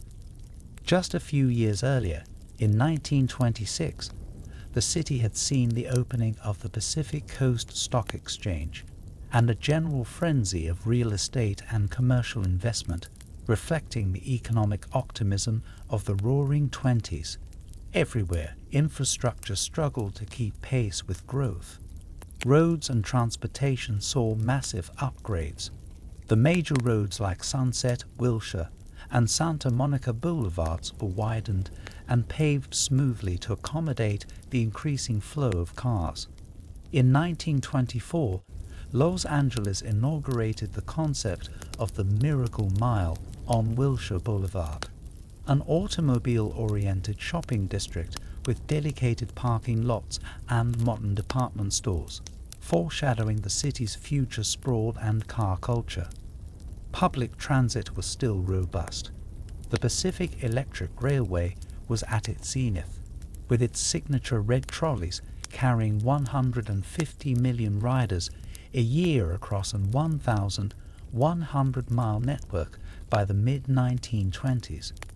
One could travel from downtown Los Angeles to Orange County beaches or inland valleys on clean, efficient electric trains that the rest of the country envied, and indeed, Angelinos used the red cars for commutes, weekend beach trips, and excursions to places like Mount Lowe or San Gabriel Canyon for hiking. Los Angeles' harbor continued to grow as well. After the federal government decided the main harbor for the region would be at San Pedro, following the so-called Free Harbor Fight, which Los Angeles won over Santa Monica in the 1890s. The city systematically improved it. By 1924, a massive breakwater sheltered the port of Los Angeles, and dredging had deepened channels for large ships. The port, along with the adjacent independent port of Long Beach, became a bustling hub of international trade, with great steamships lining the docks, unloading goods from Asia and Latin America, and loading up the produce and oil of Southern California for export. Culturally, the 1920s brought a flowering to Los Angeles. The city sought to enrich the lives of its inhabitants with new venues and events. In 1921, a beautiful outdoor amphitheater in Bolton Canyon was christened the Hollywood Bowl, and by 1922 it was hosting its first summer concerts. Under the stars, Angelinos gathered on warm nights with picnic baskets to listen to symphonies and popular artists, a tradition that still thrives today. The Los Angeles Philharmonic, founded in 1919, made the bowl its summer home and elevated the city's classical music scene. Los Angeles also opened its first major museum, the Los Angeles Museum of History, Science and Art, later split into the Natural History Museum and LACMA, which had begun in 1913 in Exposition Park. In 1929, the city would witness the opening of the remarkable Los Angeles Public Library downtown, featuring a distinctive pyramidal tiled tower. But even before that, branch libraries and lecture series proliferated in the 1920s, indicating a populace eager to cultivate knowledge and arts. It was not all glitz and celebration, however. Underneath the prosperity, social tensions and contradictions lay in 1920s Los Angeles. The city, like much of the nation, enacted prohibition in 1920, banning alcohol. While some supported it, Los Angeles also became known for flouting the rules. Hidden speakeasies thrived, especially in Hollywood where nightlife was irrepressible. In corners of downtown like Central Avenue, jazz clubs and after-hours joints catered to those seeking liquor and music. Organized crime made some inroads, with bootlegging operations smuggling whiskey from Canada or Mexico into the city and corrupt officials sometimes looking the other way. Los Angeles, far from puritanical, developed a party reputation in certain sets. The movie industry had high-profile scandals, such as the Roscoe Fatty Arbuckle trial and the mysterious death of director William Desmond Taylor, that hinted at decadence beneath Hollywood's shiny surface. Racial segregation and injustice persisted as well. African Americans, who were migrating to Los Angeles in greater numbers during the Great Migration, found both opportunity and discrimination. The black community, centered around Central Avenue in South Los Angeles, blossomed in the 1920s with thriving businesses, jazz clubs, where legends like Duke Ellington and Louis Armstrong would play during visits, and a growing professional class. But blacks were largely barred from living outside certain areas due to racially restrictive housing covenants. In 1928, the city endorsed the removal of its small Chinatown near the plaza to make way for the grand new Union Station, completed in 1939. The Chinese community had to relocate to a new site a few blocks away in the 1930s, a move that caused hardship. Mexican Americans, many of whom were long-time residents or recent arrivals from the turmoil of the Mexican Revolution, faced segregated schools and limited job opportunities. Nevertheless, Mexican culture left an indelible mark on the city's identity in the 1920s. Plaza Fiestas continued. The Spanish-language newspaper The Opinion was founded in 1926, and Mexican-American laborers were the backbone of many industries, from agriculture to service jobs. By the late 1920s, Los Angeles stood at the precipice of enormous changes. The stock market crash of 1929 loomed, threatening to bring the Jazz Age party to an abrupt end. Yet in those last golden years of the decade, the city was flying high. Aviation, for instance, was becoming a major industry. Charles Lindbergh's historic transatlantic flight in 1927 had energized interest in flight, and companies like Douglas in Santa Monica were turning out planes. Douglas built the record-setting DC-3 airliner by the mid-30s. The city's sports scene grew as well. The Los Angeles Coliseum, opened in 1923, hosted USC Trojan football games and would host the 1932 Olympics soon. In 1922, the Rose Bowl Stadium was completed in nearby Pasadena and began hosting its famed New Year's football game. As the sun set on the 1920s, one imagines standing atop the new City Hall Tower, looking out over Los Angeles. To the west, the lights of Hollywood twinkle, with its theaters and studios still buzzing. Along Wilshire Boulevard, the new motels and car dealerships glow with neon signs catering to the motoring crowd. In the harbor to the south, ship horns sound as freighters depart for Shanghai and Honolulu. And in the suburbs, stretching out in every direction, countless new California bungalows house families who moved here for a better life. They sit on porches enjoying the balmy evening, perhaps listening to a radio program. Radio boomed in the 20s. Lug got its first stations, like KFRI and KNMX, in 1922. The city radiates optimism, diversity, and youthful energy. But the challenges of the next decade, the Great Depression, would test that optimism severely. Still, nothing could take away the fundamental strengths Los Angeles had built in the 1920s: a diversified economy, a vibrant cultural scene, and a worldwide reputation as a place where dreams could be realized. The city was now firmly established as a major American metropolis, second in size only to cities like Chicago and New York, and it carried an aura of glamour and possibility that was entirely its own. The 1930s arrived in Los Angeles, as in the rest of America, with the force of a cold headwind.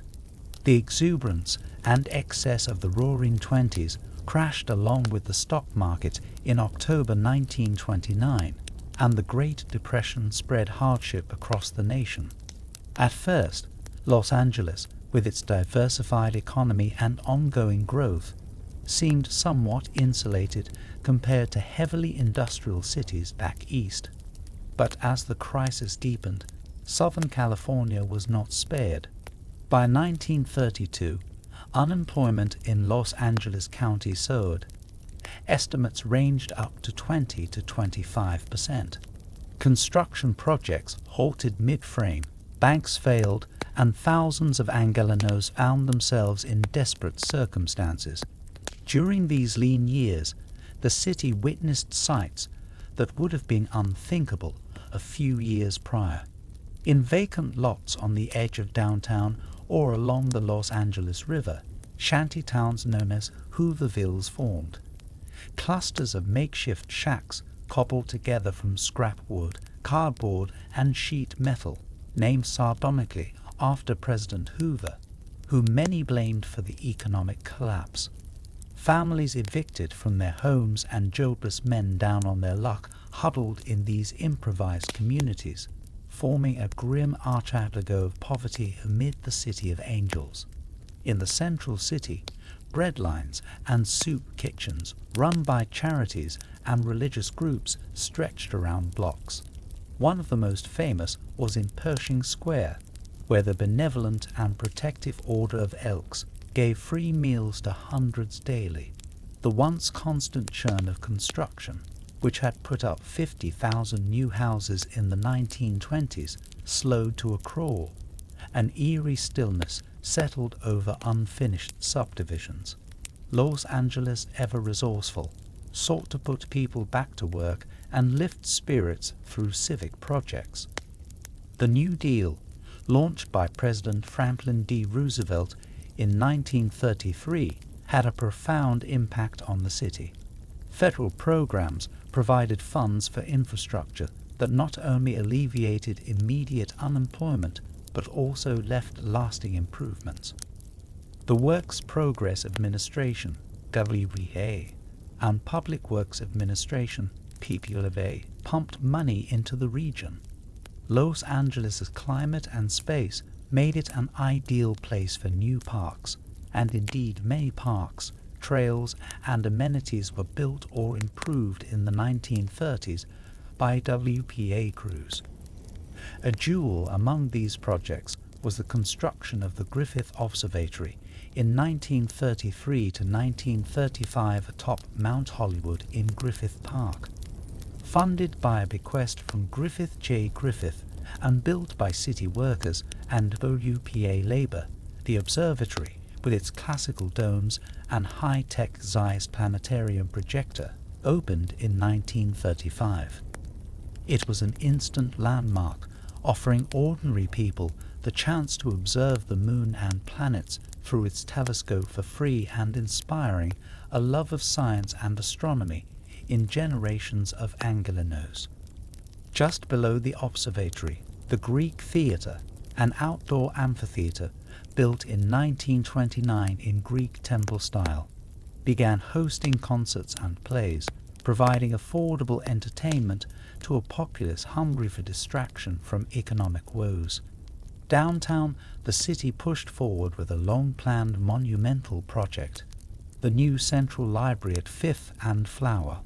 Although started in 1926, it wasn't fully completed and opened until 1926, just in time for the Depression.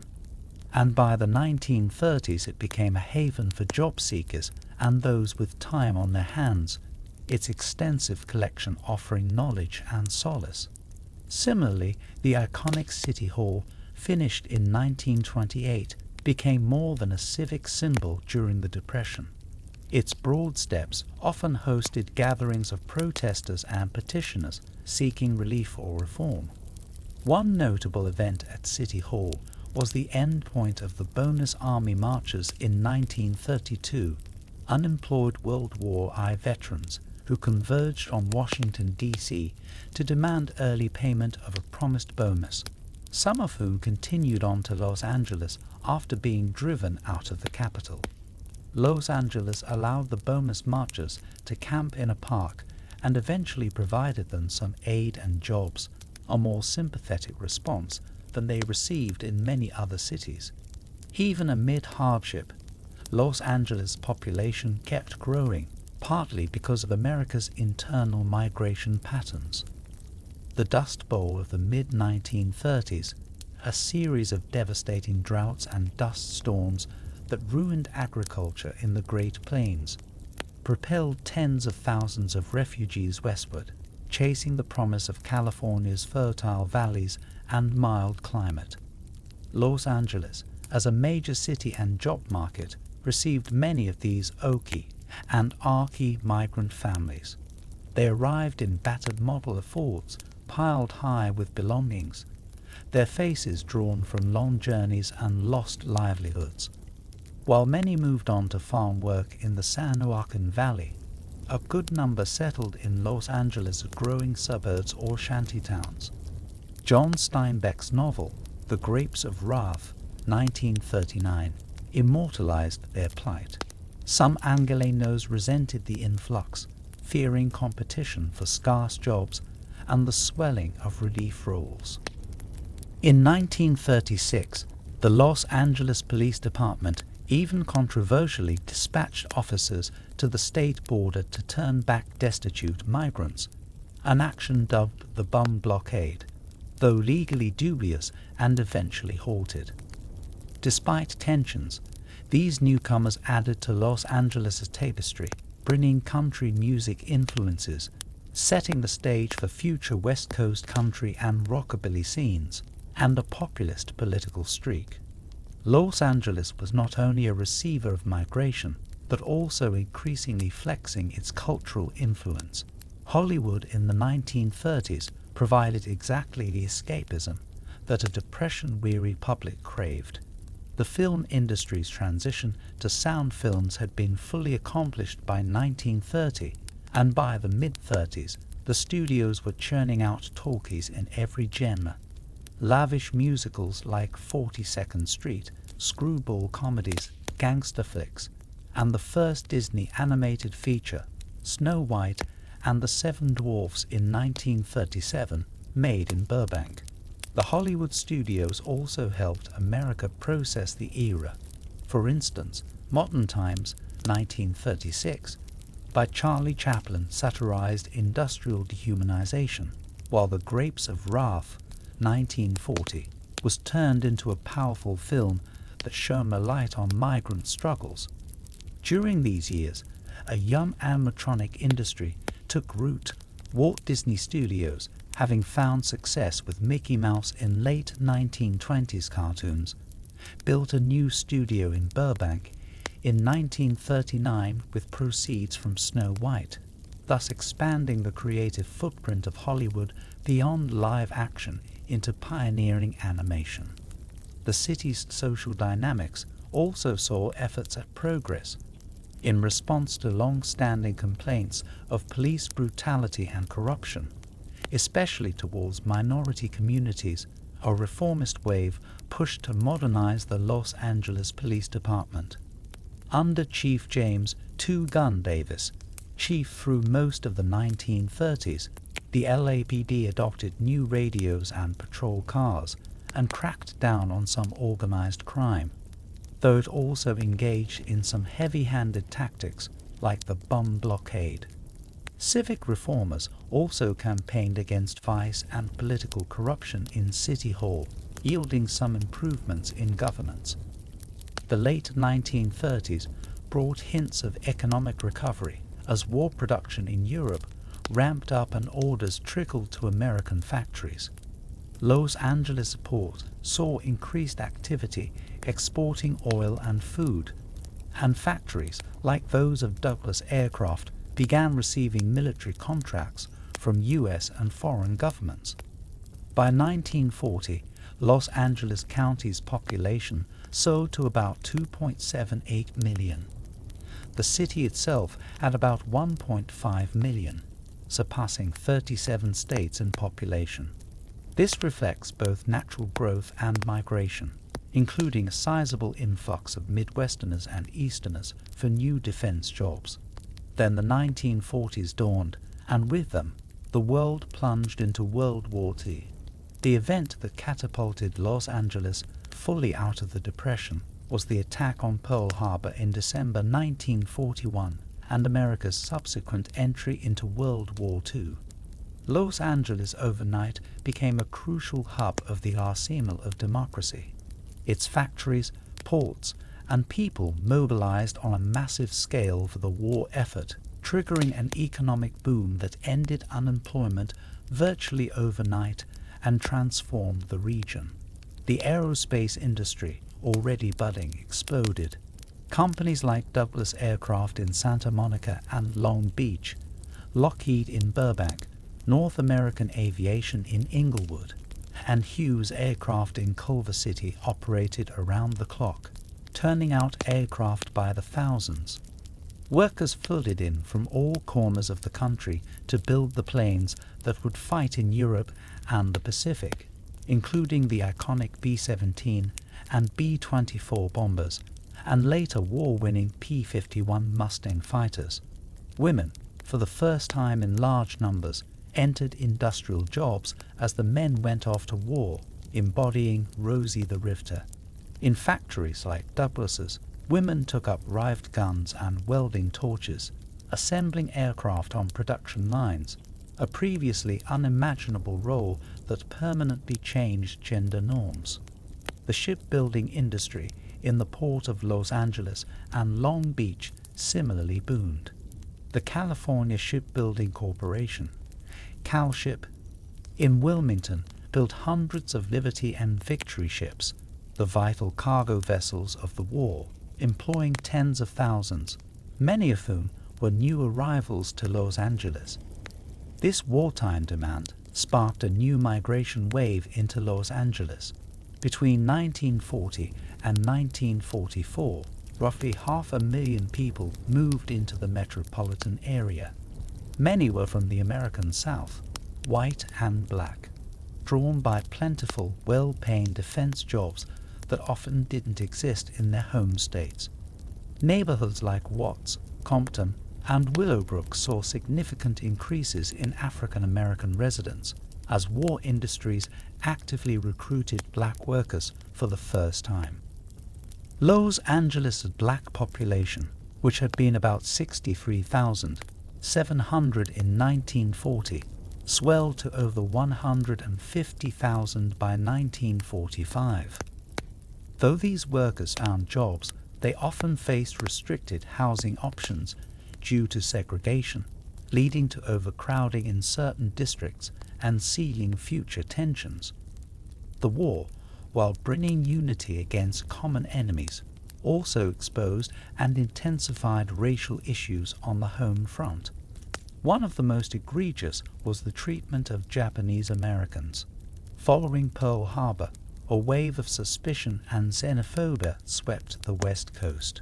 Despite the fact that the vast majority of Japanese Angelenos were American-born or long-time residents, Executive Order 9066 in 1942 mandated the forced relocation and internment of all persons of Japanese ancestry away from the West Coast.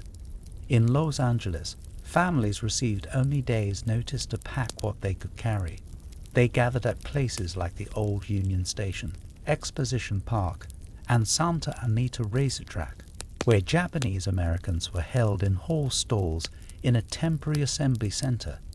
Ultimately, around 120,000 Japanese Americans, men, women, and children from California, including approximately 37,000 from Los Angeles County, were sent to inland internment camps such as Manzana in the Owens Valley and Tule Lake near the Oregon border. In Little Tokyo and throughout the city, Japanese businesses were shuttered or sold for pennies on the dollar, homes left vacant, lives interrupted. This internment left scars that would last generations. Communities like Little Tokyo became ghost towns overnight. Ironically, during the war, some neighborhoods vacated by the Japanese, such as Little Tokyo, were taken over by other groups. For example, African Americans from the South moved into Little Tokyo, and for a short period, it became known as Bronzeville, with jazz clubs and black-owned shops filling the void. Another flashpoint of racial tension erupted in 1943 with the Zoot Suit riots.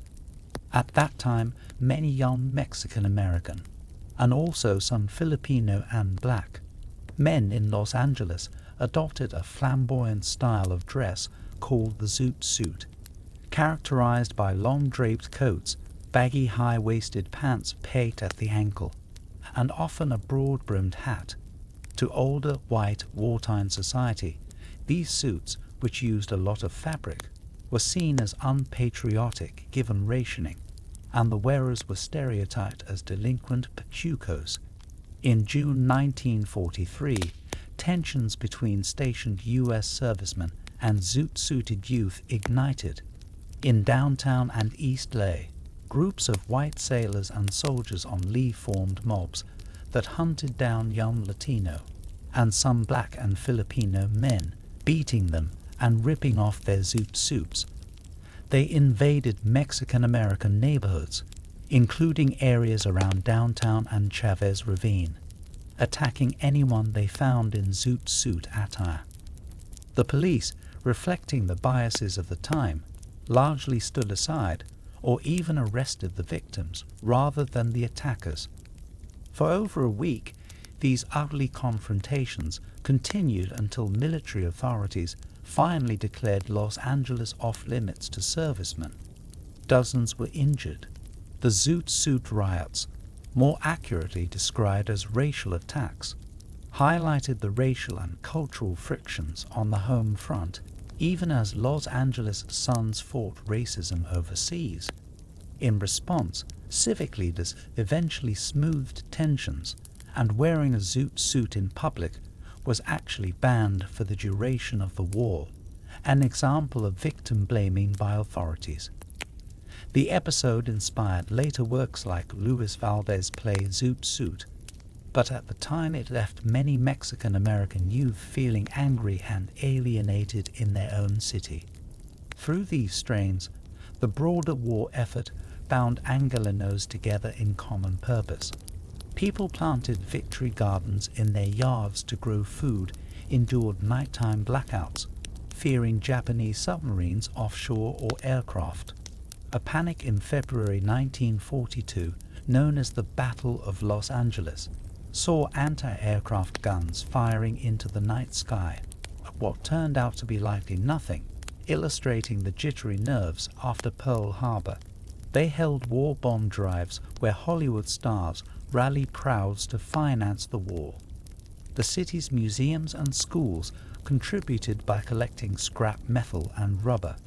And as the war progressed favorably for the Allies, Los Angeles hosted celebrations for victories in Europe, VE Day in May 1945, and then Japan, VE Day in August 1945.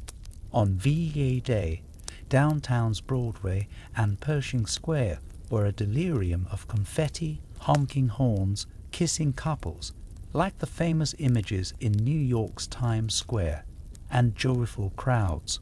The war was over, the boys were coming home, and a new era was beginning.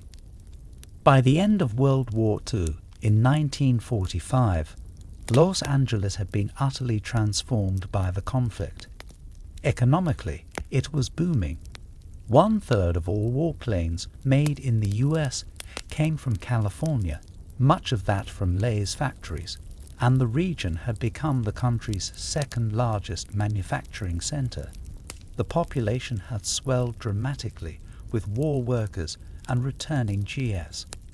The city had also become more cosmopolitan.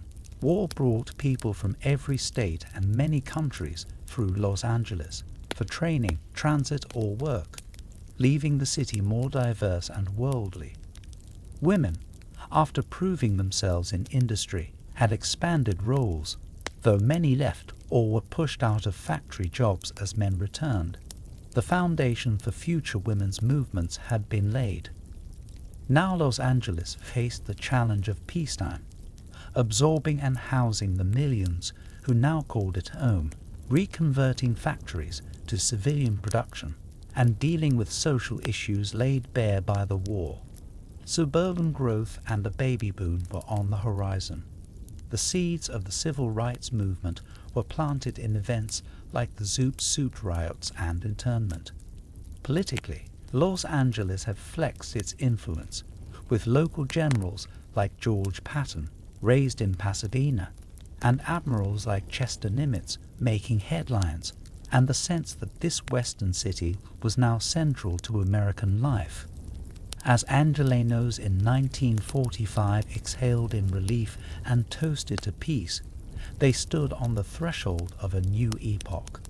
The coming decades would see Los Angeles explode yet again in size and influence, as freeways sprawled, suburbs multiplied, and Hollywood projected American culture during the Cold War.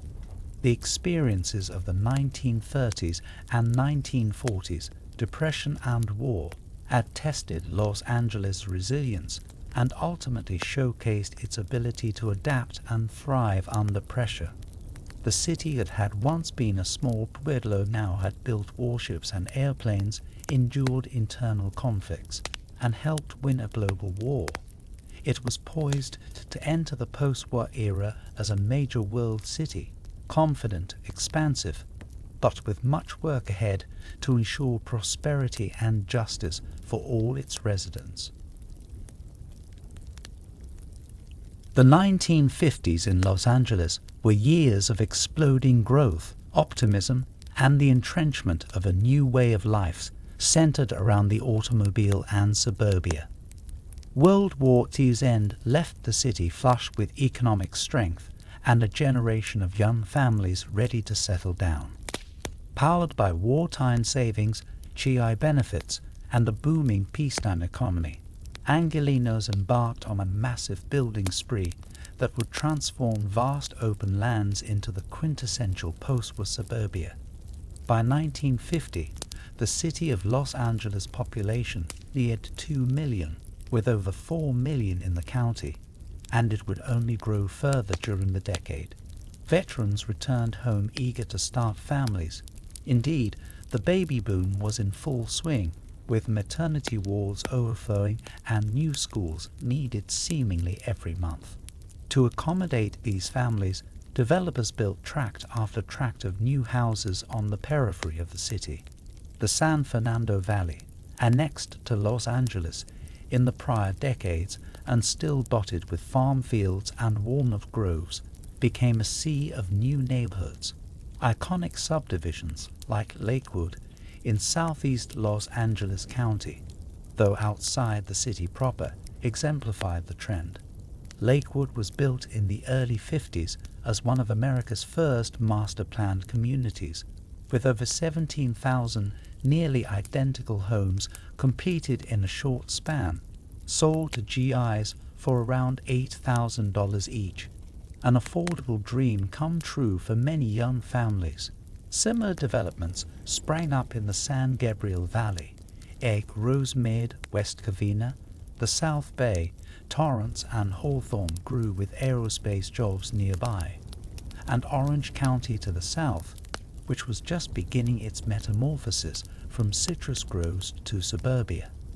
Within the city, areas like the West Side and the Valley filled out rapidly. The Van Nuys and Reseda neighborhoods in the Valley became synonymous with middle-class domesticity, winding streets of modest ranch-style houses with green lawns, sprinklers hissing in the evenings, and the sound of children playing. The Arroyo Seco area, Highland Park, Eagle Rock, also expanded with new housing, though many neighborhoods there were older. Over in East Le, the predominantly Mexican-American communities grew denser as Latino veterans also sought homes, though discriminatory practices often limited their options to certain neighborhoods. This suburban boom was intimately tied to the automobile. Los Angeles in the 1950s fully embraced the car not just as a mode of transport, but as a way of life. Post-war prosperity meant more families could afford cars, sometimes two, and drive everywhere. The city's planners, engineers, and politicians, many of whom had dreamed of it for decades, now built a pioneering system of freeways to keep traffic flowing. In 1953, the famed four-level stack interchange in downtown, connecting the Hollywood, Harbor, Santa Ana, and Pasadena freeways, opened, the first of its kind, a towering concrete marvel of looping ramps that became a symbol of LA's new era. The Arroyo Seco Parkway, Pasadena Freeway, had opened in late 1940, but now many more miles were added. The Hollywood Freeway through the Cahuenga Pass in 1954, the Harbor Freeway slicing south from downtown, the Santa Ana, I-5, and San Bernardino, I-10, freeways heading east, and portions of the San Diego, I-405, and Ventura, US 101 freeways building out the framework of the vast network to come. As the freeways unfurled, gas stations, drive-through restaurants like the burgeoning fast food chain McDonald's, which started in San Bernardino in 1948 and expanded in LA, motels and giant neon signs sprouted around their ramps, further cementing car culture. Notably, public transit saw a steep decline. The beloved Pacific Electric red car streetcars, which in the 1920s had been the arteries of the region, struggled in the age of the car. Routes were cut back as ridership fell and as buses, often seen as more flexible and modern, replaced trolleys. In 1955, the last red car line to Santa Monica was discontinued, and by 1961, the entire system was dismantled. Similarly, the yellow streetcars within the city, Los Angeles Railway, gave way to buses. Los Angeles had effectively bet its future on freeways and cars, a choice that brought convenience and mobility to many, but also sowed the seeds for smog and traffic issues that would become apparent by the end of the decade. Smog, in fact, emerged as a puzzling and vexing problem in the 1940s and intensified in the 50s. Angelenos first noticed an odd, eye-stinging haze in the war years. 1943 had a notorious incident where the smog was so thick some thought it a chemical attack. By the 1950s, on many summer days a brown blanket of pollution obscured the mountains and made breathing unpleasant. Scientists eventually identified the cause as photochemical smog, largely from car exhausts, refineries, and other hydrocarbons baking in the abundant sunlight. The term smog became part of local vocabulary, and the city began pioneering research and regulation to combat it, forming the Air Pollution Control District in 1947, the nation's first such entity. Though not solved in the 50s, awareness grew that all those cars and factories had a serious environmental downside. Economically, Los Angeles in the 1950s soared.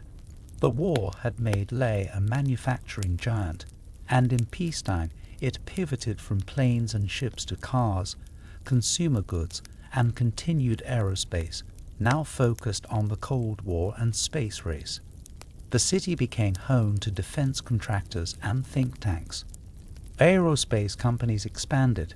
Hughes Aircraft developed advanced electronics in Culver City. North American Aviation built jet fighters and later rockets.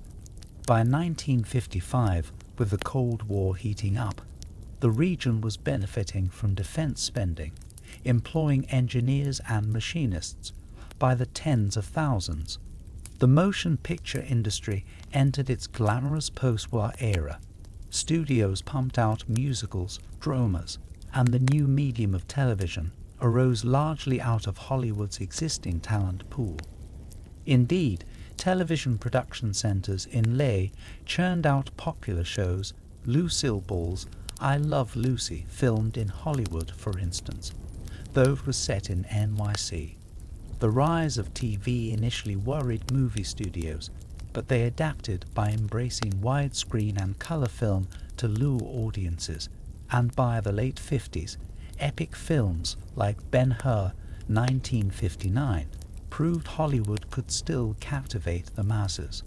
Culturally, Los Angeles blossomed as well. In 1951, the city welcomed the relocation of the Brooklyn Dodgers baseball team. Walter O'Malley, Dodgers owner, negotiated a deal with the city that would bring the team to LA and eventually result in the construction of Dodger Stadium in Chavez Ravine, opened in 1962. The announcement in 1957 that the Dodgers were coming west electrified local sports fans and ended New York's baseball hegemony.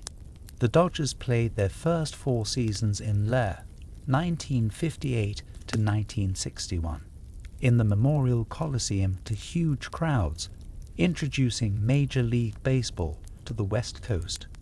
Not without controversy, this move also involved the forced relocation of many families, mostly Mexican-American, who lived in Chavez Ravine, causing lasting bitterness among those displaced.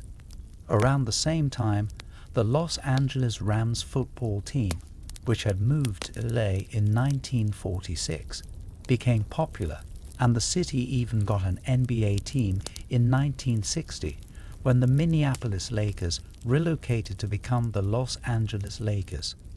Thus, by the end of the 50s, LA was emerging as a full-fledged sports city, with professional teams in baseball, football, basketball, and hockey. The Lakers would spark interest in basketball that later soared with players like Jerry West and Elgin Baylor. The arts scene matured too. The venerable Philharmonic Auditorium downtown hosted the AA Philharmonic until the new Dorothy Chandler Pavilion, part of the Music Center, would open in 1964. The music of the time, however, was changing. Los Angeles was at the heart of the nascent rock and roll revolution and youth culture. Local radio DJs like Art LeBeau popularized oldies and R&B by broadcasting dedications from teens of all races, which helped integrate musical tastes. In places like Central Avenue's dwindling jazz clubs, one could hear the precursors of rock. By the late 50s, young Angelenos were embracing doo-wop and rockabilly, and in the South Bay city of Hawthorne, the Wilson brothers were harmonizing in their garage. They would soon become the Beach Boys, emblematic of the 60s Le Surf sound. Surf culture indeed rose in the 50s, while the rest of the nation idealized California through movies like Gidget, 1959.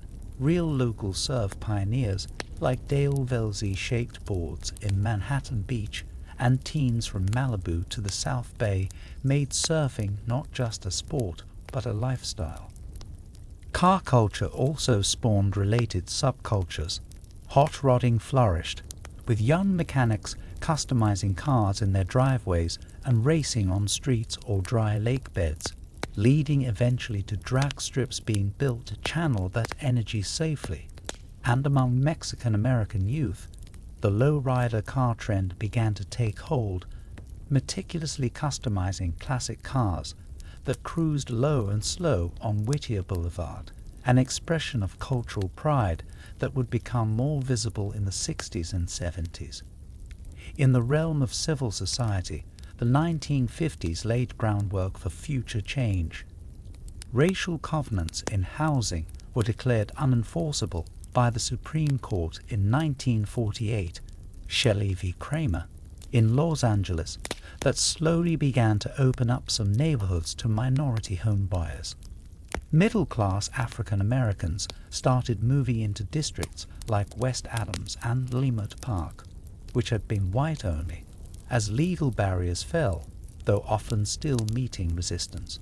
Meanwhile, the African American population continued to grow, and by the late 50s, African Americans were the majority in places like Watts and Compton, which had once been mainly white working-class suburbs. Latinos also spread beyond the historic Eastern barrios into areas like Boyle Heights, which became predominantly Mexican-American by the 50s, whereas it had been Jewish and Japanese in earlier decades, and out into the San Gabriel Valley. Integration of schools and public facilities was slow but gradually happening. The city's pools, for instance, were officially integrated by the 50s, though often de facto segregated earlier. Politically, Los Angeles in the 50s was led by a business-friendly establishment epitomized by Mayor Norris Poulsen, in office 1953 to 1961, who helped bring the Dodgers and support freeway building. The LAPD under Chief William H. Parker, Chief 1950 to 1966, reformed into a professional force with a squeaky clean image. Asterisk, asterisk, asterisk, asterisk. The thin blue line, he called it. Though Parker's era was also marked by tensions with minority communities, as the LAPD aggressively policed neighborhoods like Watts and caused smoldering resentment that would explode in the 60s. As the 50s ended, Los Angeles could be characterized by one word: sprawl. The city had grown geographically. Through annexations, Los Angeles now stretched from the San Fernando Valley, which was being fully absorbed into the metropolis, to the Pacific at San Pedro, the harbor area, forming a tentacular shape. Freeways radiated out and neighborhoods sprouted at their interchanges. Shopping habits shifted from downtown to new suburban shopping centers and department stores along Wilshire, the Miracle Mile, or at new malls like the open-air Lakewood Center, 1952.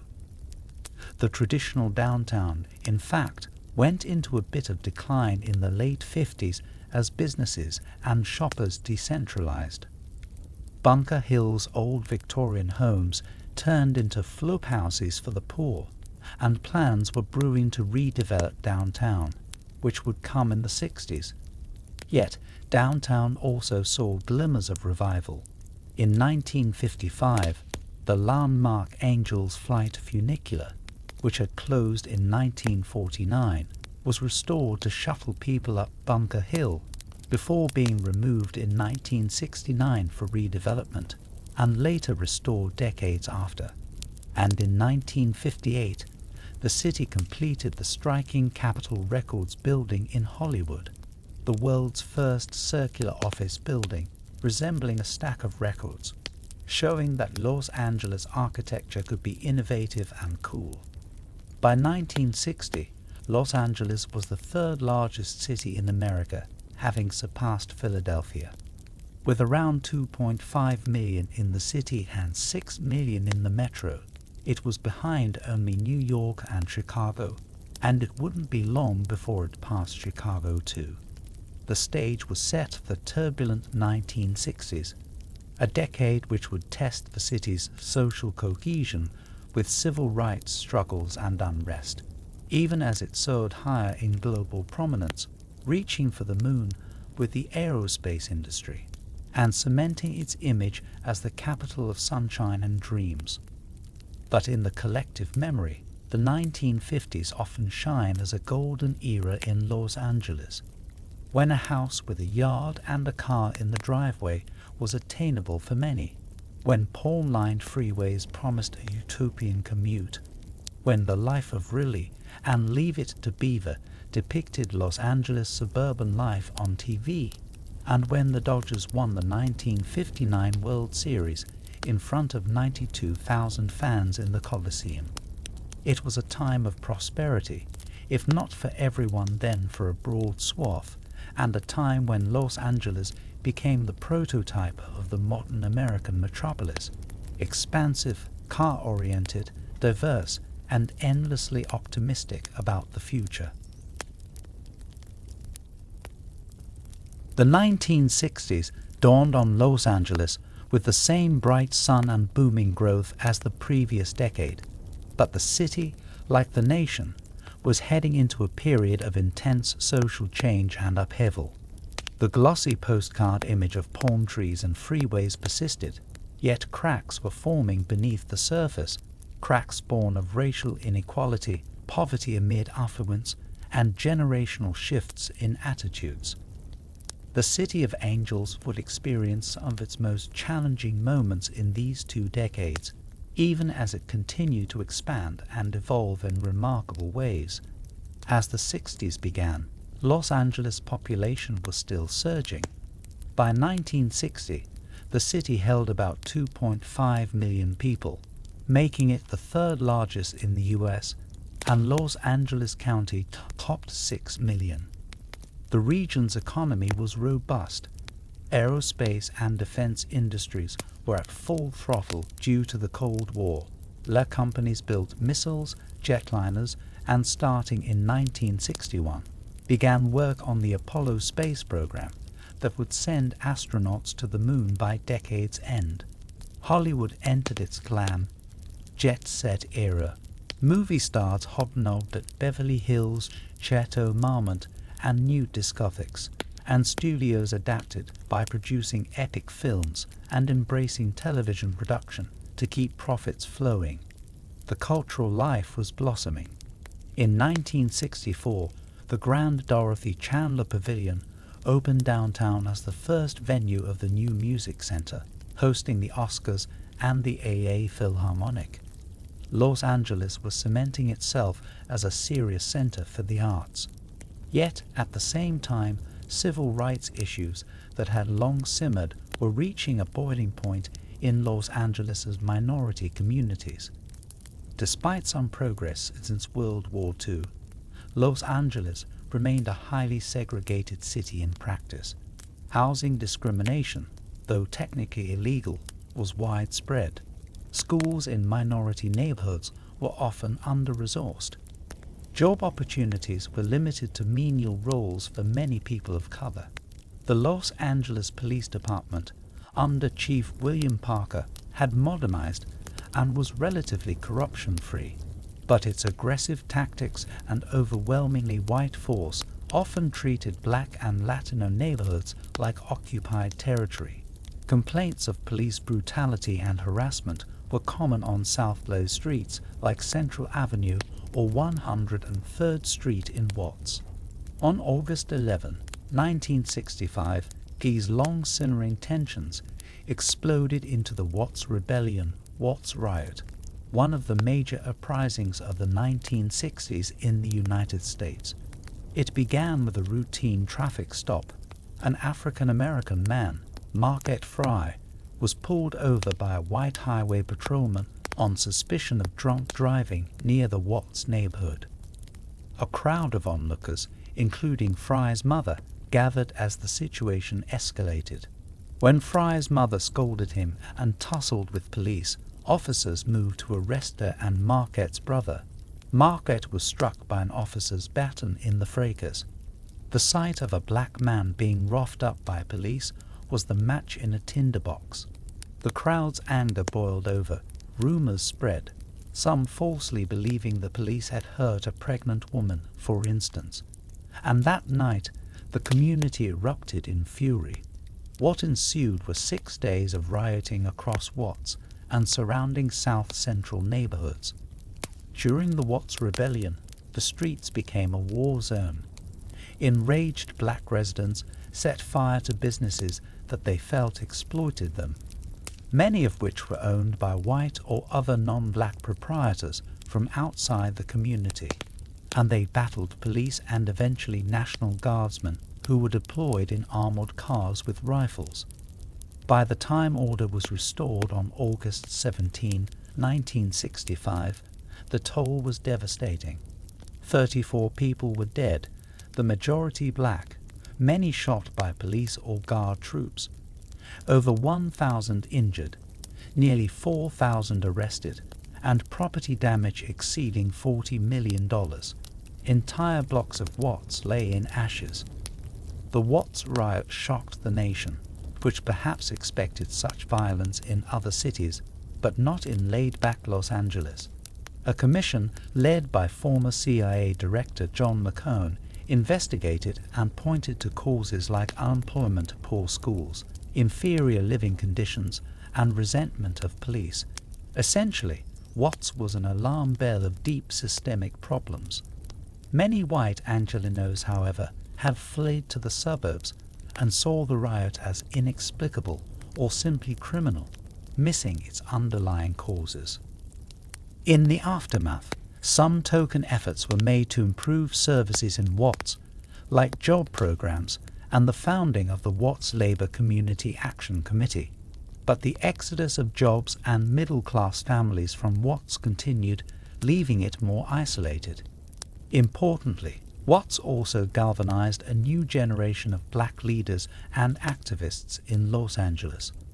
Groups like the Black Panthers formed a local chapter by 1968 to police the police, and cultural expressions like the Watts Stacks Music Festival and Watts Writers' Workshop arose to reclaim dignity and tell the community's story. The late 60s also saw the flowering of the Chicano movement in Los Angeles. Mexican Americans, who faced their own set of injustices, began organizing more boldly for civil rights, cultural pride, and political power. In March 1968, the East Low walkouts, blowouts, occurred. Thousands of Chicano high school students from schools like Wilson, Garfield, and Lincoln High, fed up with substandard education and discriminatory treatment, walked out of class in protest. They demanded smaller class sizes, more Mexican American teachers, and classes on Chicano history, among other things. The walkouts were coordinated in part by college students and activists like Saul Castro, the teacher, and the Brown Berets, a pro-Chicano community group. The peaceful protests were met with some police crackdown, but they succeeded in drawing attention to educational inequities and are considered a seminal event in Chicano civil rights history. These student activists and their slightly older peers carried the momentum forward. By 1970, the movement against the Vietnam War had a strong Chicano component in lay, given the high casualty rates of Latino soldiers. On August 29, 1970, the Chicano moratorium against the Vietnam War brought perhaps 20,000 people, mostly Mexican American, to march through East Los Angeles. The march was peaceful, with families in attendance and activists carrying signs like "Nuestros hijos no son para la guerra," "Our sons are not for war." But after the march, at a rally in Laguna Park, tensions with the LAPD boiled over. Police claimed rocks were thrown. Protesters said police charged without provocation. A melee ensued. Tear gas filled the air and sheriff's deputies clubbed people as crowds scattered. In the chaos, Ruben Salazar, a prominent journalist for the AA Times and KMEX TV who had covered the Chicano movement, was killed when a deputy fired a tear gas projectile into the Silver Dollar Cafe and struck Salazar in the head. Salazar's death sent shockwaves through the community. He was a respected voice, and many believed his killing was no accident, given his critiques of law enforcement, though the official inquiry deemed it not deliberate. The Chicano moratorium riot, as it came to be known, underscored the volatile relationship between Mexican Americans and law enforcement in Los Angeles. It galvanized further activism. Laguna Park was later renamed Rubin Salazar Park, but it also brought a somber mood to the movement. Through the turmoil of the 60s, Los Angeles also saw political change that reflected its shifting demographics. In 1963, voters elected Tom Bradley, an African-American councilman from the 10th District, South Central, to the City Council, only the second black council member in lay history. Bradley, a former LAPD officer turned attorney, represented a growing black political empowerment. He would later challenge Mayor Sam Yorty for the mayor's seat in 1969, narrowly losing amid racially charged campaigning, and then succeed in 1973, becoming LA's first black mayor. Meanwhile, the Chicano community began electing more Latinos to local offices as well, though a Latino wouldn't be mayor until 2005. Despite social strife, the city continued to grow and innovate. Bunker Hill, a decaying old neighborhood of Victorian mansions turned rooming houses in downtown, was raised in the late 60s as part of a massive urban renewal project. In the 1970s, it would be reborn with skyscrapers and the music center, drastically altering the downtown skyline and shifting the center of gravity a bit west from the historic core. In 1960, Los Angeles even hosted the Democratic National Convention at the sports arena, where John F. Kennedy was nominated for president. Kennedy's youthful glamour meshed with LA's style. After his election, he visited often, including a famous birthday fundraiser at the Hollywood Bowl in 1962, where Marilyn Monroe sang to him. Tragically, his brother Robert F. Kennedy would be assassinated in Los Angeles at the Ambassador Hotel just after winning the 1968 California presidential primary. The music scene of the 60s and 70s in LA was vibrant and influential. The city became a center of rock music. Bands like The Doors emerged from the Sunset Strip clubs, Whiskey A Go Go, etc. Folk rock bloomed in Laurel Canyon, with artists like the Byrds and Joni Mitchell, and the Beach Boys defined a Southern California surf ideal. In the late 60s, counterculture made its mark. The Strip saw the Sunset Strip, curfew riots in 1966, inspiring the song For What It's Worth by Buffalo Springfield, as young hippies protested efforts to enforce a curfew and close music clubs, one of LA's many 60s rebellions. By the 70s, Los Angeles became the epicenter of the recording industry, with iconic studios like Capitol Records and A&M humming, and a constellation of talent turning out hits. Los Angeles also pioneered new subcultures. The skateboarding movement took off in the 70s, particularly in Venice and Santa Monica. The Dogtown scene, repurposing drained swimming pools during a drought into concrete waves. And car culture continued to evolve. The 70s saw the rise of custom car shows and a mainstream acceptance of lowrider cars as art, with magazines like Lowrider launching in 1977. During the 1970s, the economy of LA had ups and downs. The aerospace and defense industries felt a brief slump as the Vietnam War wound down, but by the late 70s they revved up again with Cold War projects, like the Space Shuttle, built by Rockwell in Downey. The port kept busy, and LA further established itself as a hub of international trade and immigration. Newcomers arrived from Asia, especially post-1975. Many Vietnamese and Cambodians settled in Southern California, creating communities like Little Saigon in nearby Orange County and adding to their diversity.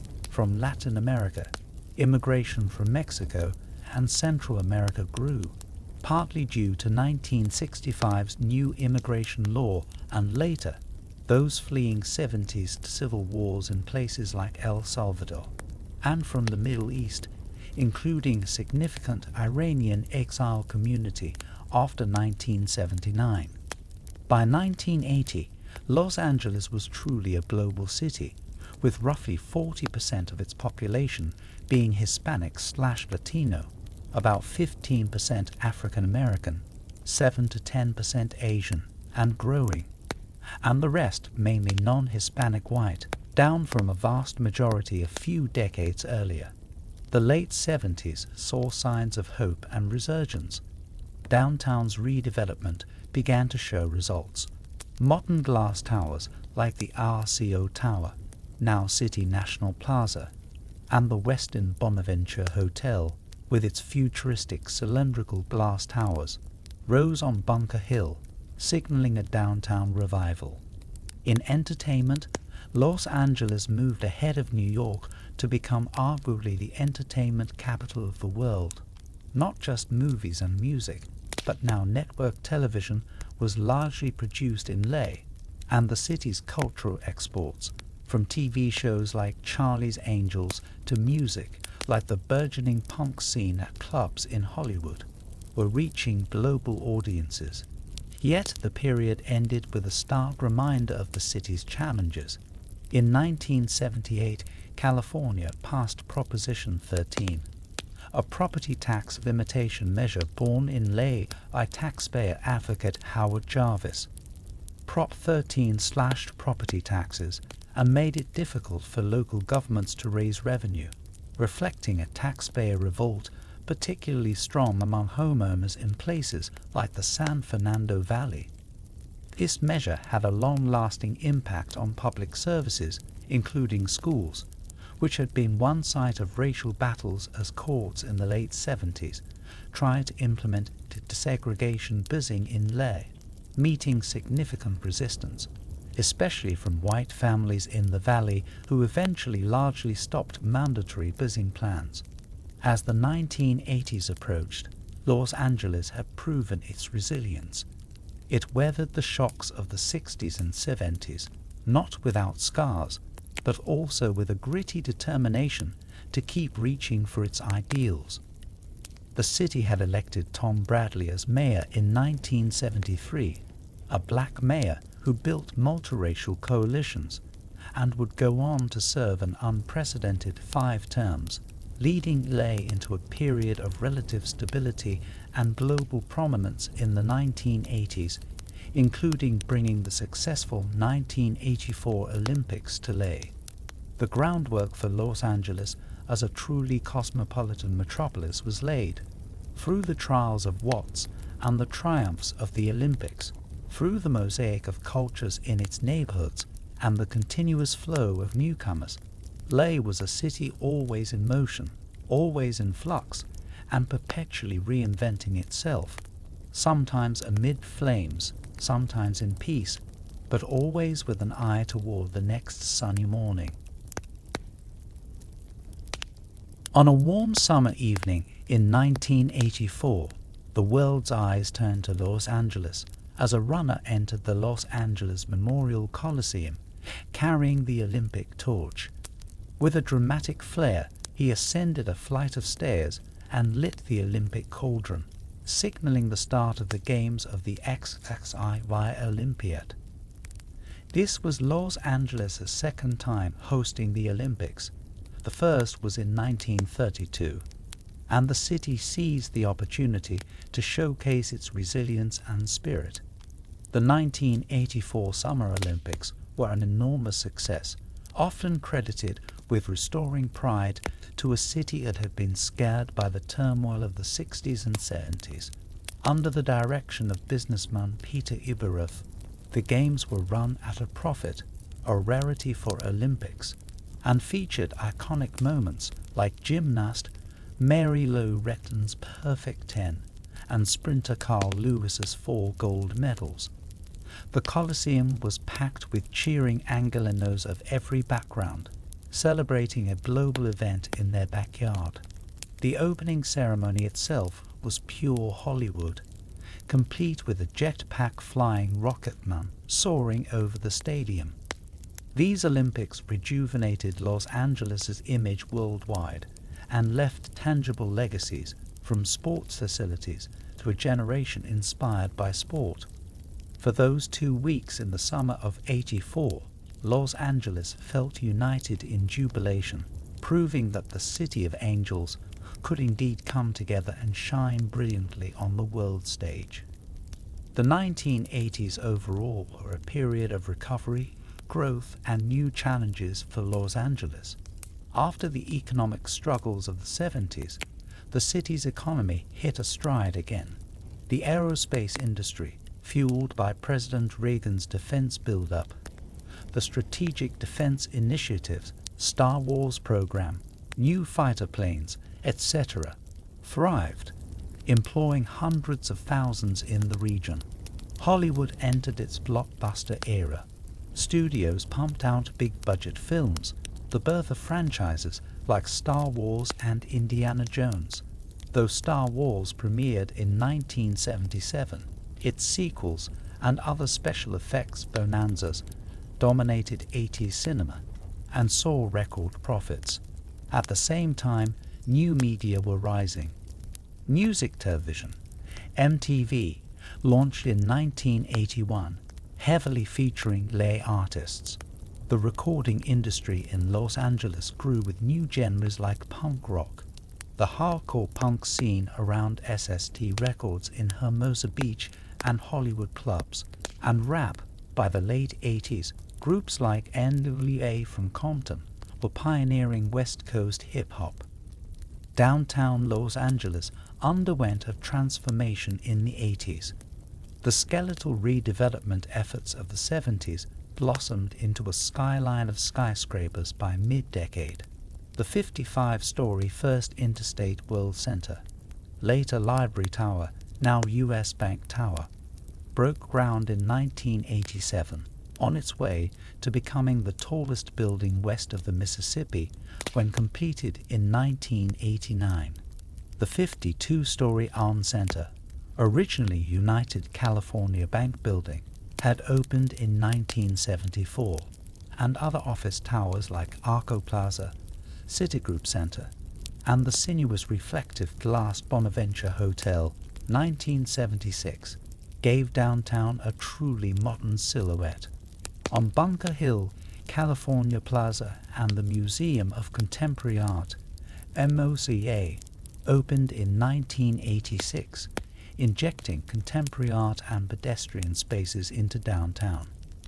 Across the 110 freeway, the venerable Central Library, a 1920s architectural gem, was nearly lost to arson fires in 1986, but was saved and underwent a massive restoration and expansion, reopening in 1993 as a symbol of the city's commitment to its cultural heritage. Yet, the '80s were not without troubles beneath the sheen. Los Angeles faced an escalating epidemic of gang violence and drugs. The introduction of drugs in the early 1980s ravaged many low-income neighborhoods. South Los Angeles in particular saw a surge in addiction and gang-related crime as rival gangs, primarily the Crips and Bloods, battled for territory. Murder rates climbed, and by the late '80s, parts of LA were infamous for drive-by shootings. The LAPD, under Chief Daryl Gates, responded with heavy-handed tactics such as Operation Hammer, which involved mass dragnet arrests of young black and Latino men, often sweeping up the innocent along with the guilty. Tensions between these communities and the police grew dangerously during this period. In one notorious incident in 1982, a young black man named Ronald Stokes was killed by police.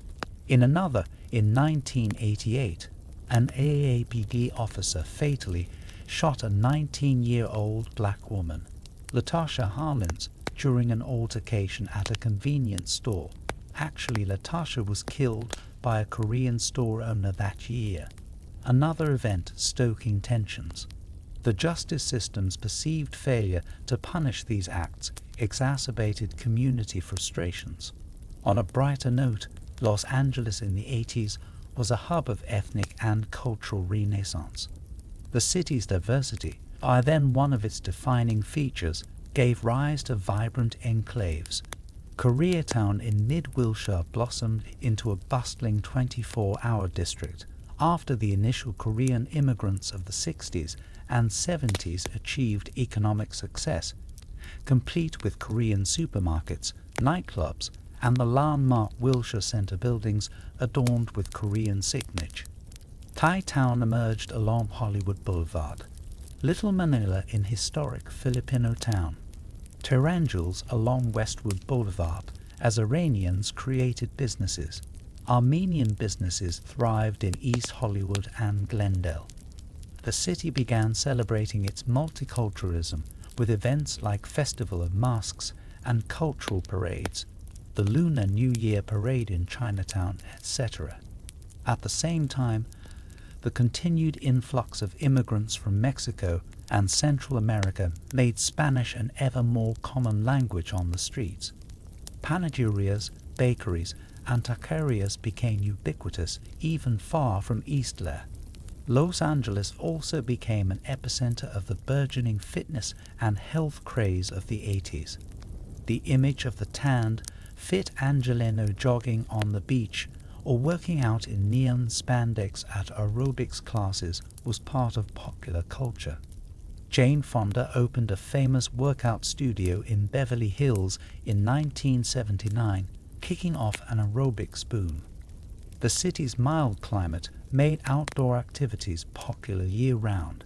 The bicycle path along the beach from Santa Monica to Venice was always filled. Hiking trails in the Santa Monica Mountains saw more use. Marathon running became a huge event, with the first Los Angeles Marathon, held in 1986, winding through city streets to great fanfare. In October 1987, Los Angeles experienced a stark reminder of nature's volatility. The Whittier Narrows earthquake, magnitude 5.9, struck the eastern suburbs, causing several deaths and significant damage. Though the city itself was largely spared, it served as a wake-up call for earthquake preparedness that would be tested even more severely in the 90s. As the 1990s began, Los Angeles had grown into a sprawling polyglot metropolis of nearly 3.5 million people in the city and 8+ million in the county. It was a city of contrasts, glittering wealth in places like Bel Air and Brentwood, but stark poverty and neglect in parts of South Central and East LA, world-leading entertainment and aerospace industries, but also chronic traffic, pollution, and under-resourced schools. The optimism of the 1984 Olympics had faded into new anxieties. The Cold War was ending, reducing aerospace jobs. A national recession hit in the early 90s, and social tensions had not been fully resolved. These tensions erupted in the city's most searing civil disturbance since Watts, the 1992 Los Angeles riots, also known as the Los Angeles Uprising. On April 29, 1992, a Simi Valley jury announced the acquittal of 4 LAPD officers, 3 white, 1 Hispanic, charged with the beating of Rodney King, an African-American motorist. The beating, which occurred in March 1991 after a high-speed chase, had been captured on camcorder video by a bystander and widely broadcast, showing officers repeatedly kicking and clubbing King, even while he lay on the ground. To many, that video was irrefutable evidence of excessive force. The officer's acquittal, by a suburban jury with no black members, dropped like a match into a gasoline of accumulated outrage in south-central Los Angeles. Within hours, at the intersection of Florence and Normandy in Watts, almost the same area as the '65 rebellion, groups of young black men began stopping cars, pulling out white motorists and brutally attacking them. The televised beating of truck driver Reginald Denny by 4 men became a symbol of the chaos. The LAPD, unprepared and perhaps hesitant, withdrew from many areas initially, effectively seeding the streets as violence and looting spread. For the next 3 days and nights, Los Angeles was in turmoil. The rioting was not confined to Watts. It spread through much of South Central, parts of downtown, Koreatown, Pico Union, even onto Hollywood Boulevard at times. Thousands of people of various races. Although the spark was racial injustice, many looters were opportunistic and came from multiple backgrounds, smashed store windows, set buildings on fire, and clashed with overwhelmed police.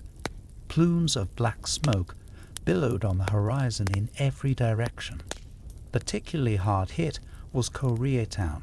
Hundreds of Korean-owned businesses were looted or burned by rioters who saw them as symbols of exploitation or simply easy targets.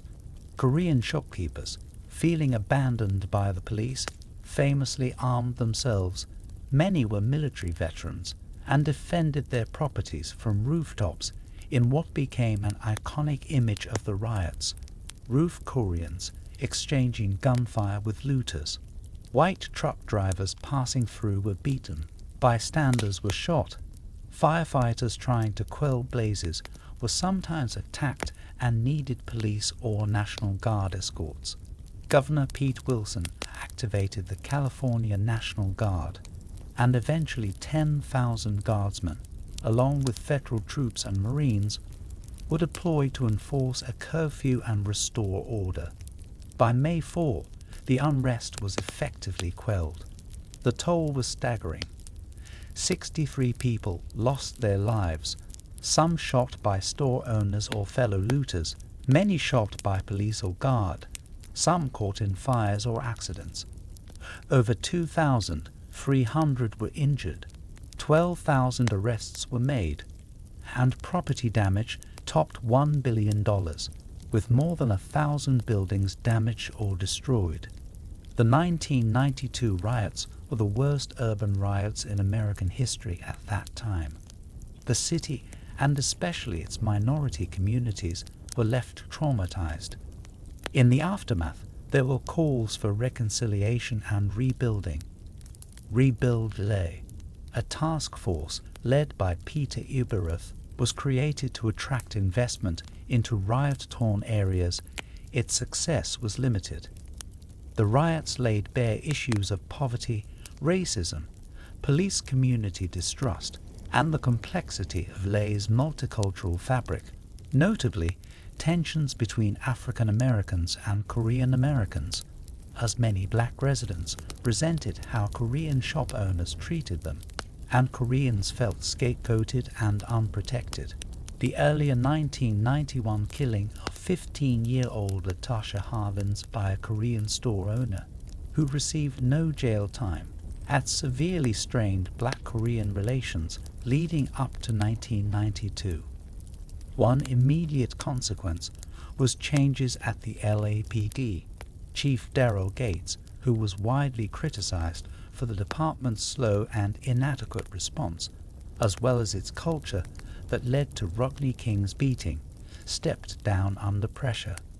A federal consent decree eventually pushed reforms, and the city worked to recruit more minority officers and implement community policing to heal some rifts. As Los Angeles entered the 21st century, it stood as a true global metropolis, a far cry from the dusty Pueblo founded over 2 centuries before. By the 2000s, the city's skyline glittered with high-rises, its ports bustled with international trade, and its population had swelled to nearly 4 million, and over 10 million in the county, making it one of the most diverse cities on the planet. Every language seemed to be spoken here. Every cuisine could be found in its neighborhoods. Los Angeles had become a microcosm of the world. With that status came new opportunities and new challenges alike, as the city navigated the currents of a new millennium. The early 2000s saw Los Angeles booming in many respects. Culturally, the city was ascendant. Its film and music industries continued to dominate globally. Hollywood studios churned out blockbuster franchises for an international audience, while the local music scene produced chart toppers from hip-hop to pop to alternative rock. In 2002, Los Angeles even stole a bit of New York's thunder by hosting the Grammy Awards at the newly opened Staples Center, a state-of-the-art downtown sports and concert arena that became home to the Lakers and Kings in 1999. Staples Center was part of a broader downtown renaissance.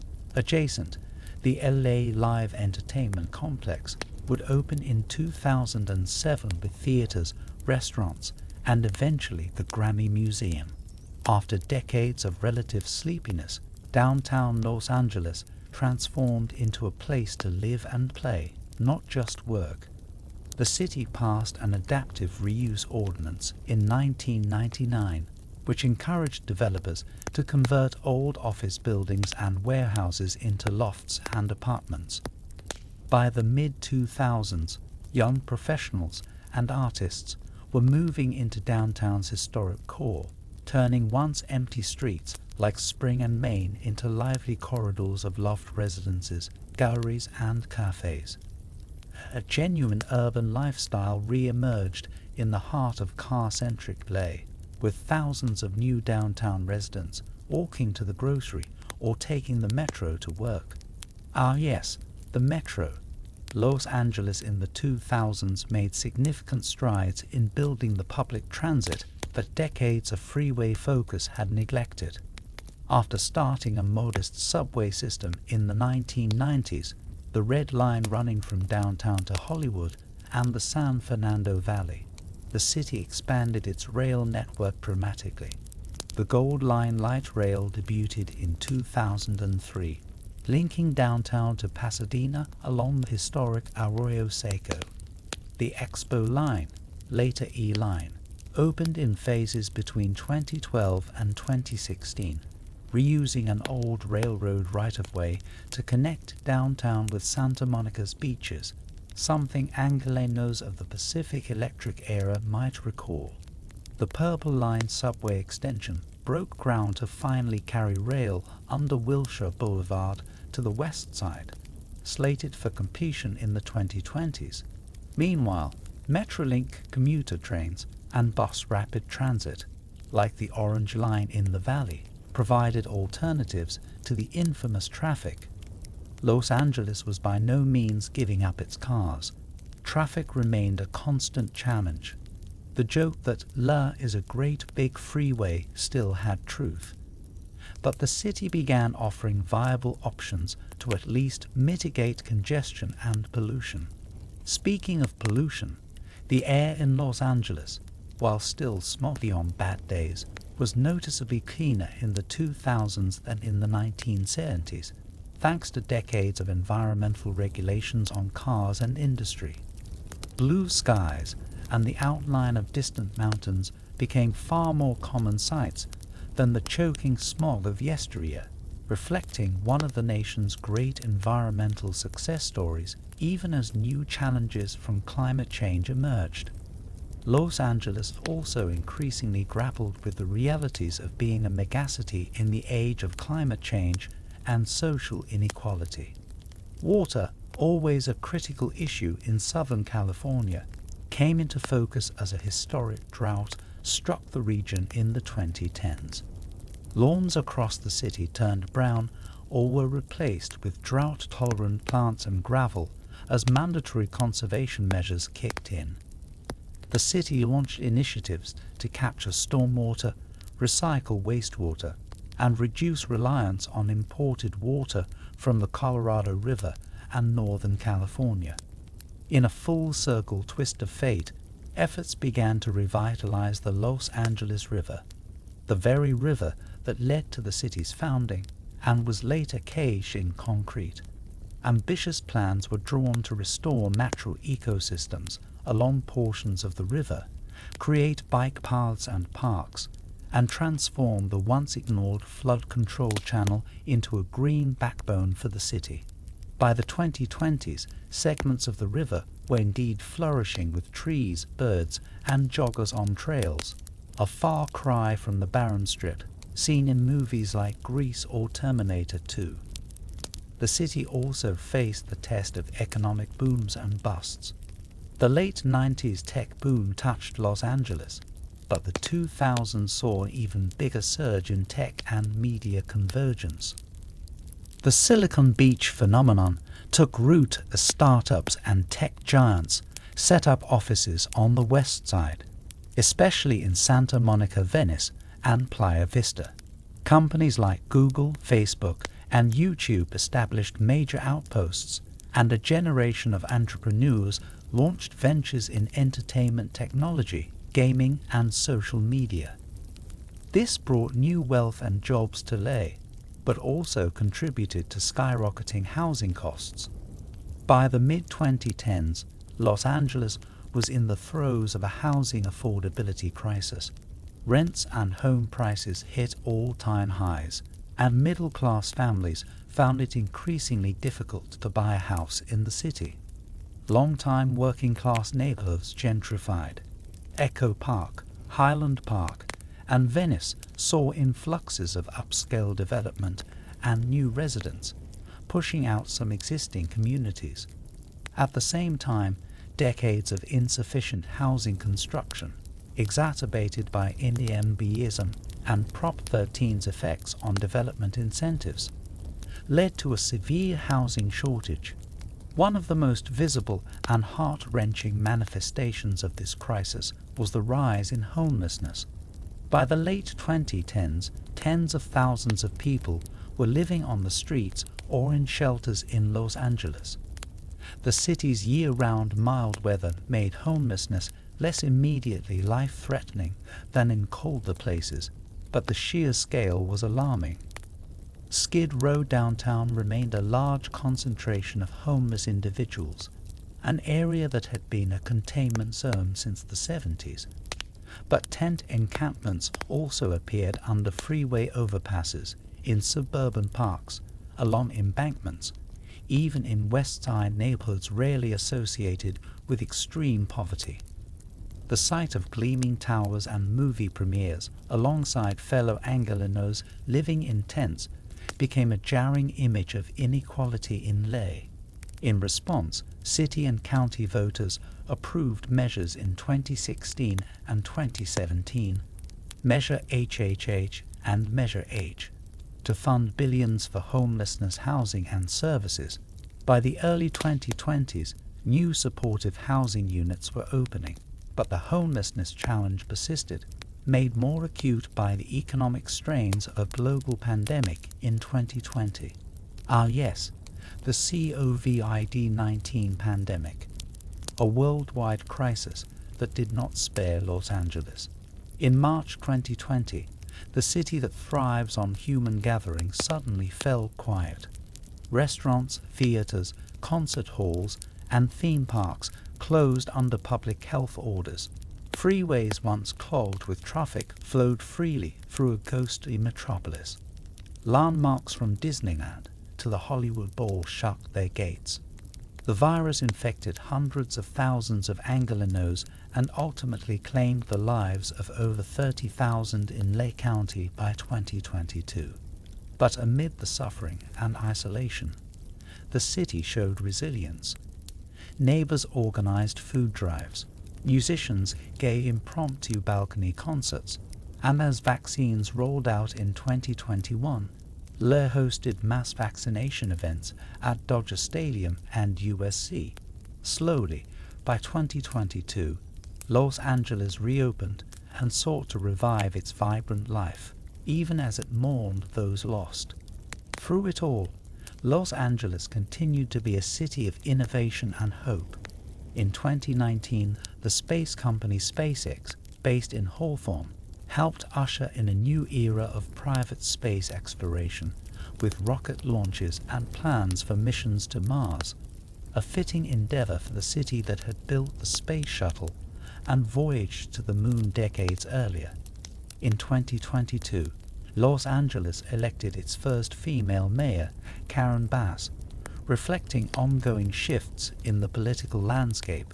She also is an African-American leader succeeding Mayor Eric Garcetti of Italian-Mexican heritage, highlighting diversity at the city's highest levels.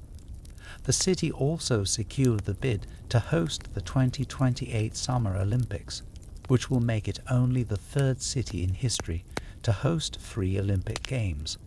Plans are underway to utilize existing and new venues, including the modern Sophie Stadium, opened 2020 in Inglewood, and a revamped Coliseum, focusing on sustainability and fiscal prudence learned from 1984's lessons. As the 2020s progress, Los Angeles faces the future with a blend of optimism and pragmatism. Climate change poses long-term threats, more intense wildfires in the surrounding hills. The 2018 Woolsey fire burned parts of Malibu, a reminder that wildfire season is now nearly year-round. Rising sea levels threatening coastal infrastructure, and heat waves testing the power grid. In response, LA has become a leader in promoting electric vehicles.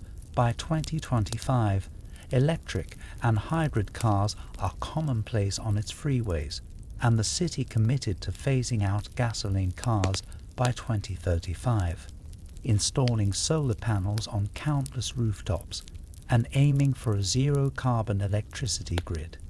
The once smoggy port is transitioning to cleaner electric cargo handling equipment and trucks.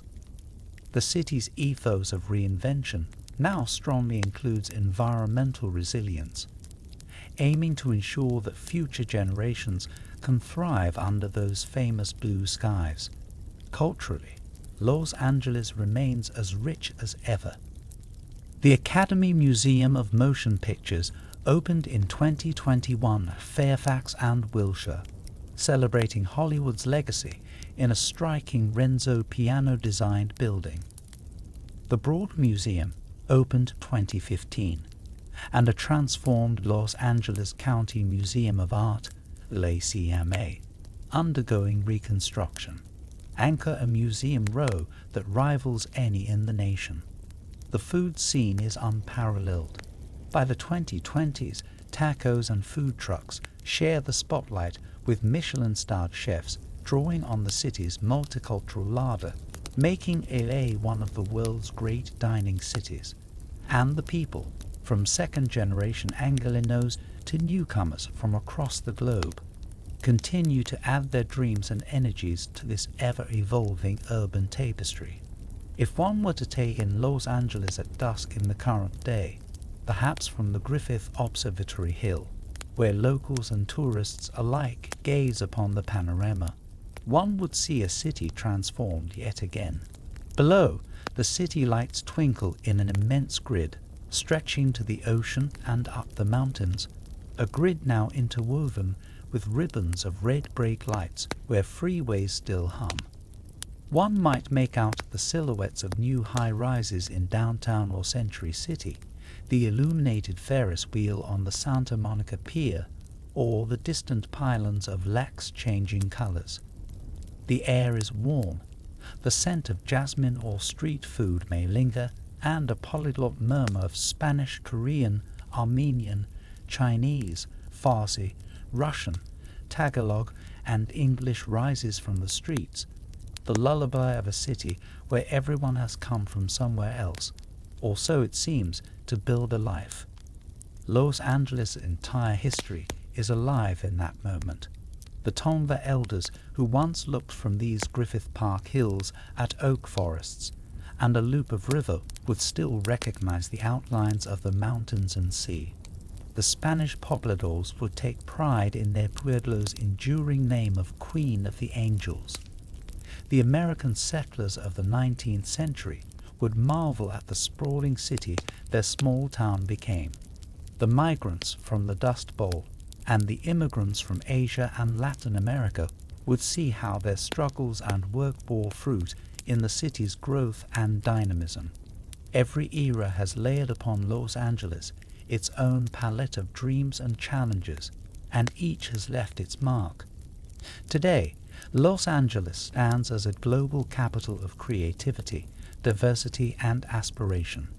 It is a place where a young filmmaker from anywhere in the world might arrive to pursue a Hollywood career, where a scientist might come to work at Caltech or SpaceX on humanity's next giant leap, where families from tumultuous parts of the world seek refuge and find their cultural foods in markets in the San Fernando Valley or South Lay, mixing into the grand stew of the city.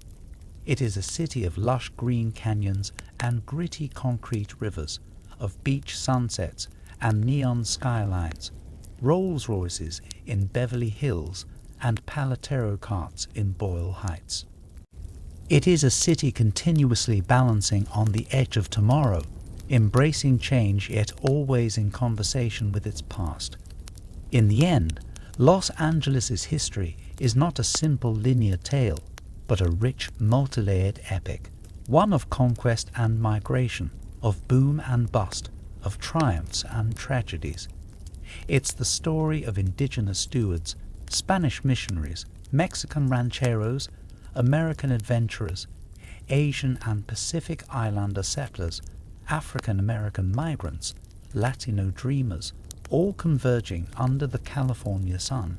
It's a history written in anoded and reinforced concrete, in citrus groves and celluloid film, in aqueduct pipelines and silicon chips. And the story goes on, ever unfolding.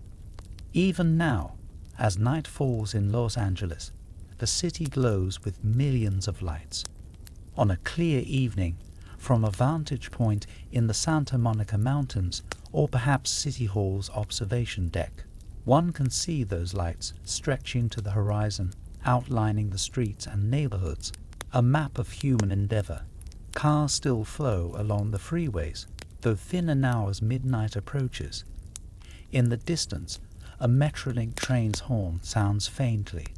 The Pacific breeze carries the hint of jasmine and the city's warmth upward. Above, the same stars that guided the Tongva and watched the Pueblo's founding now twinkle over the metropolis. Los Angeles, El Pueblo de Nuestra Señora la Reina de Los Angeles, remains what it has always been, a city of hope, a city of reinvention. People have long come here to start anew, to chase fortunes or seek freedoms, to find themselves or lose themselves. And Los Angeles, in its sprawling, inclusive way, embraces them all, adds their unique stories to its own grand narrative. As dawn nears and the sky in the east lightens, the city will stir again, millions of Angelenos beginning a new day, commuting, creating, striving, each contributing to the living history of this remarkable place. The entire history of Los Angeles lives on in them, in the city's landscape and its spirit. From the sacred springs of Yonga to the gleaming towers of downtown, from orange blossoms to Hollywood stars, from Red missions to aerospace missions, forever a mosaic of dreams under the golden California sun.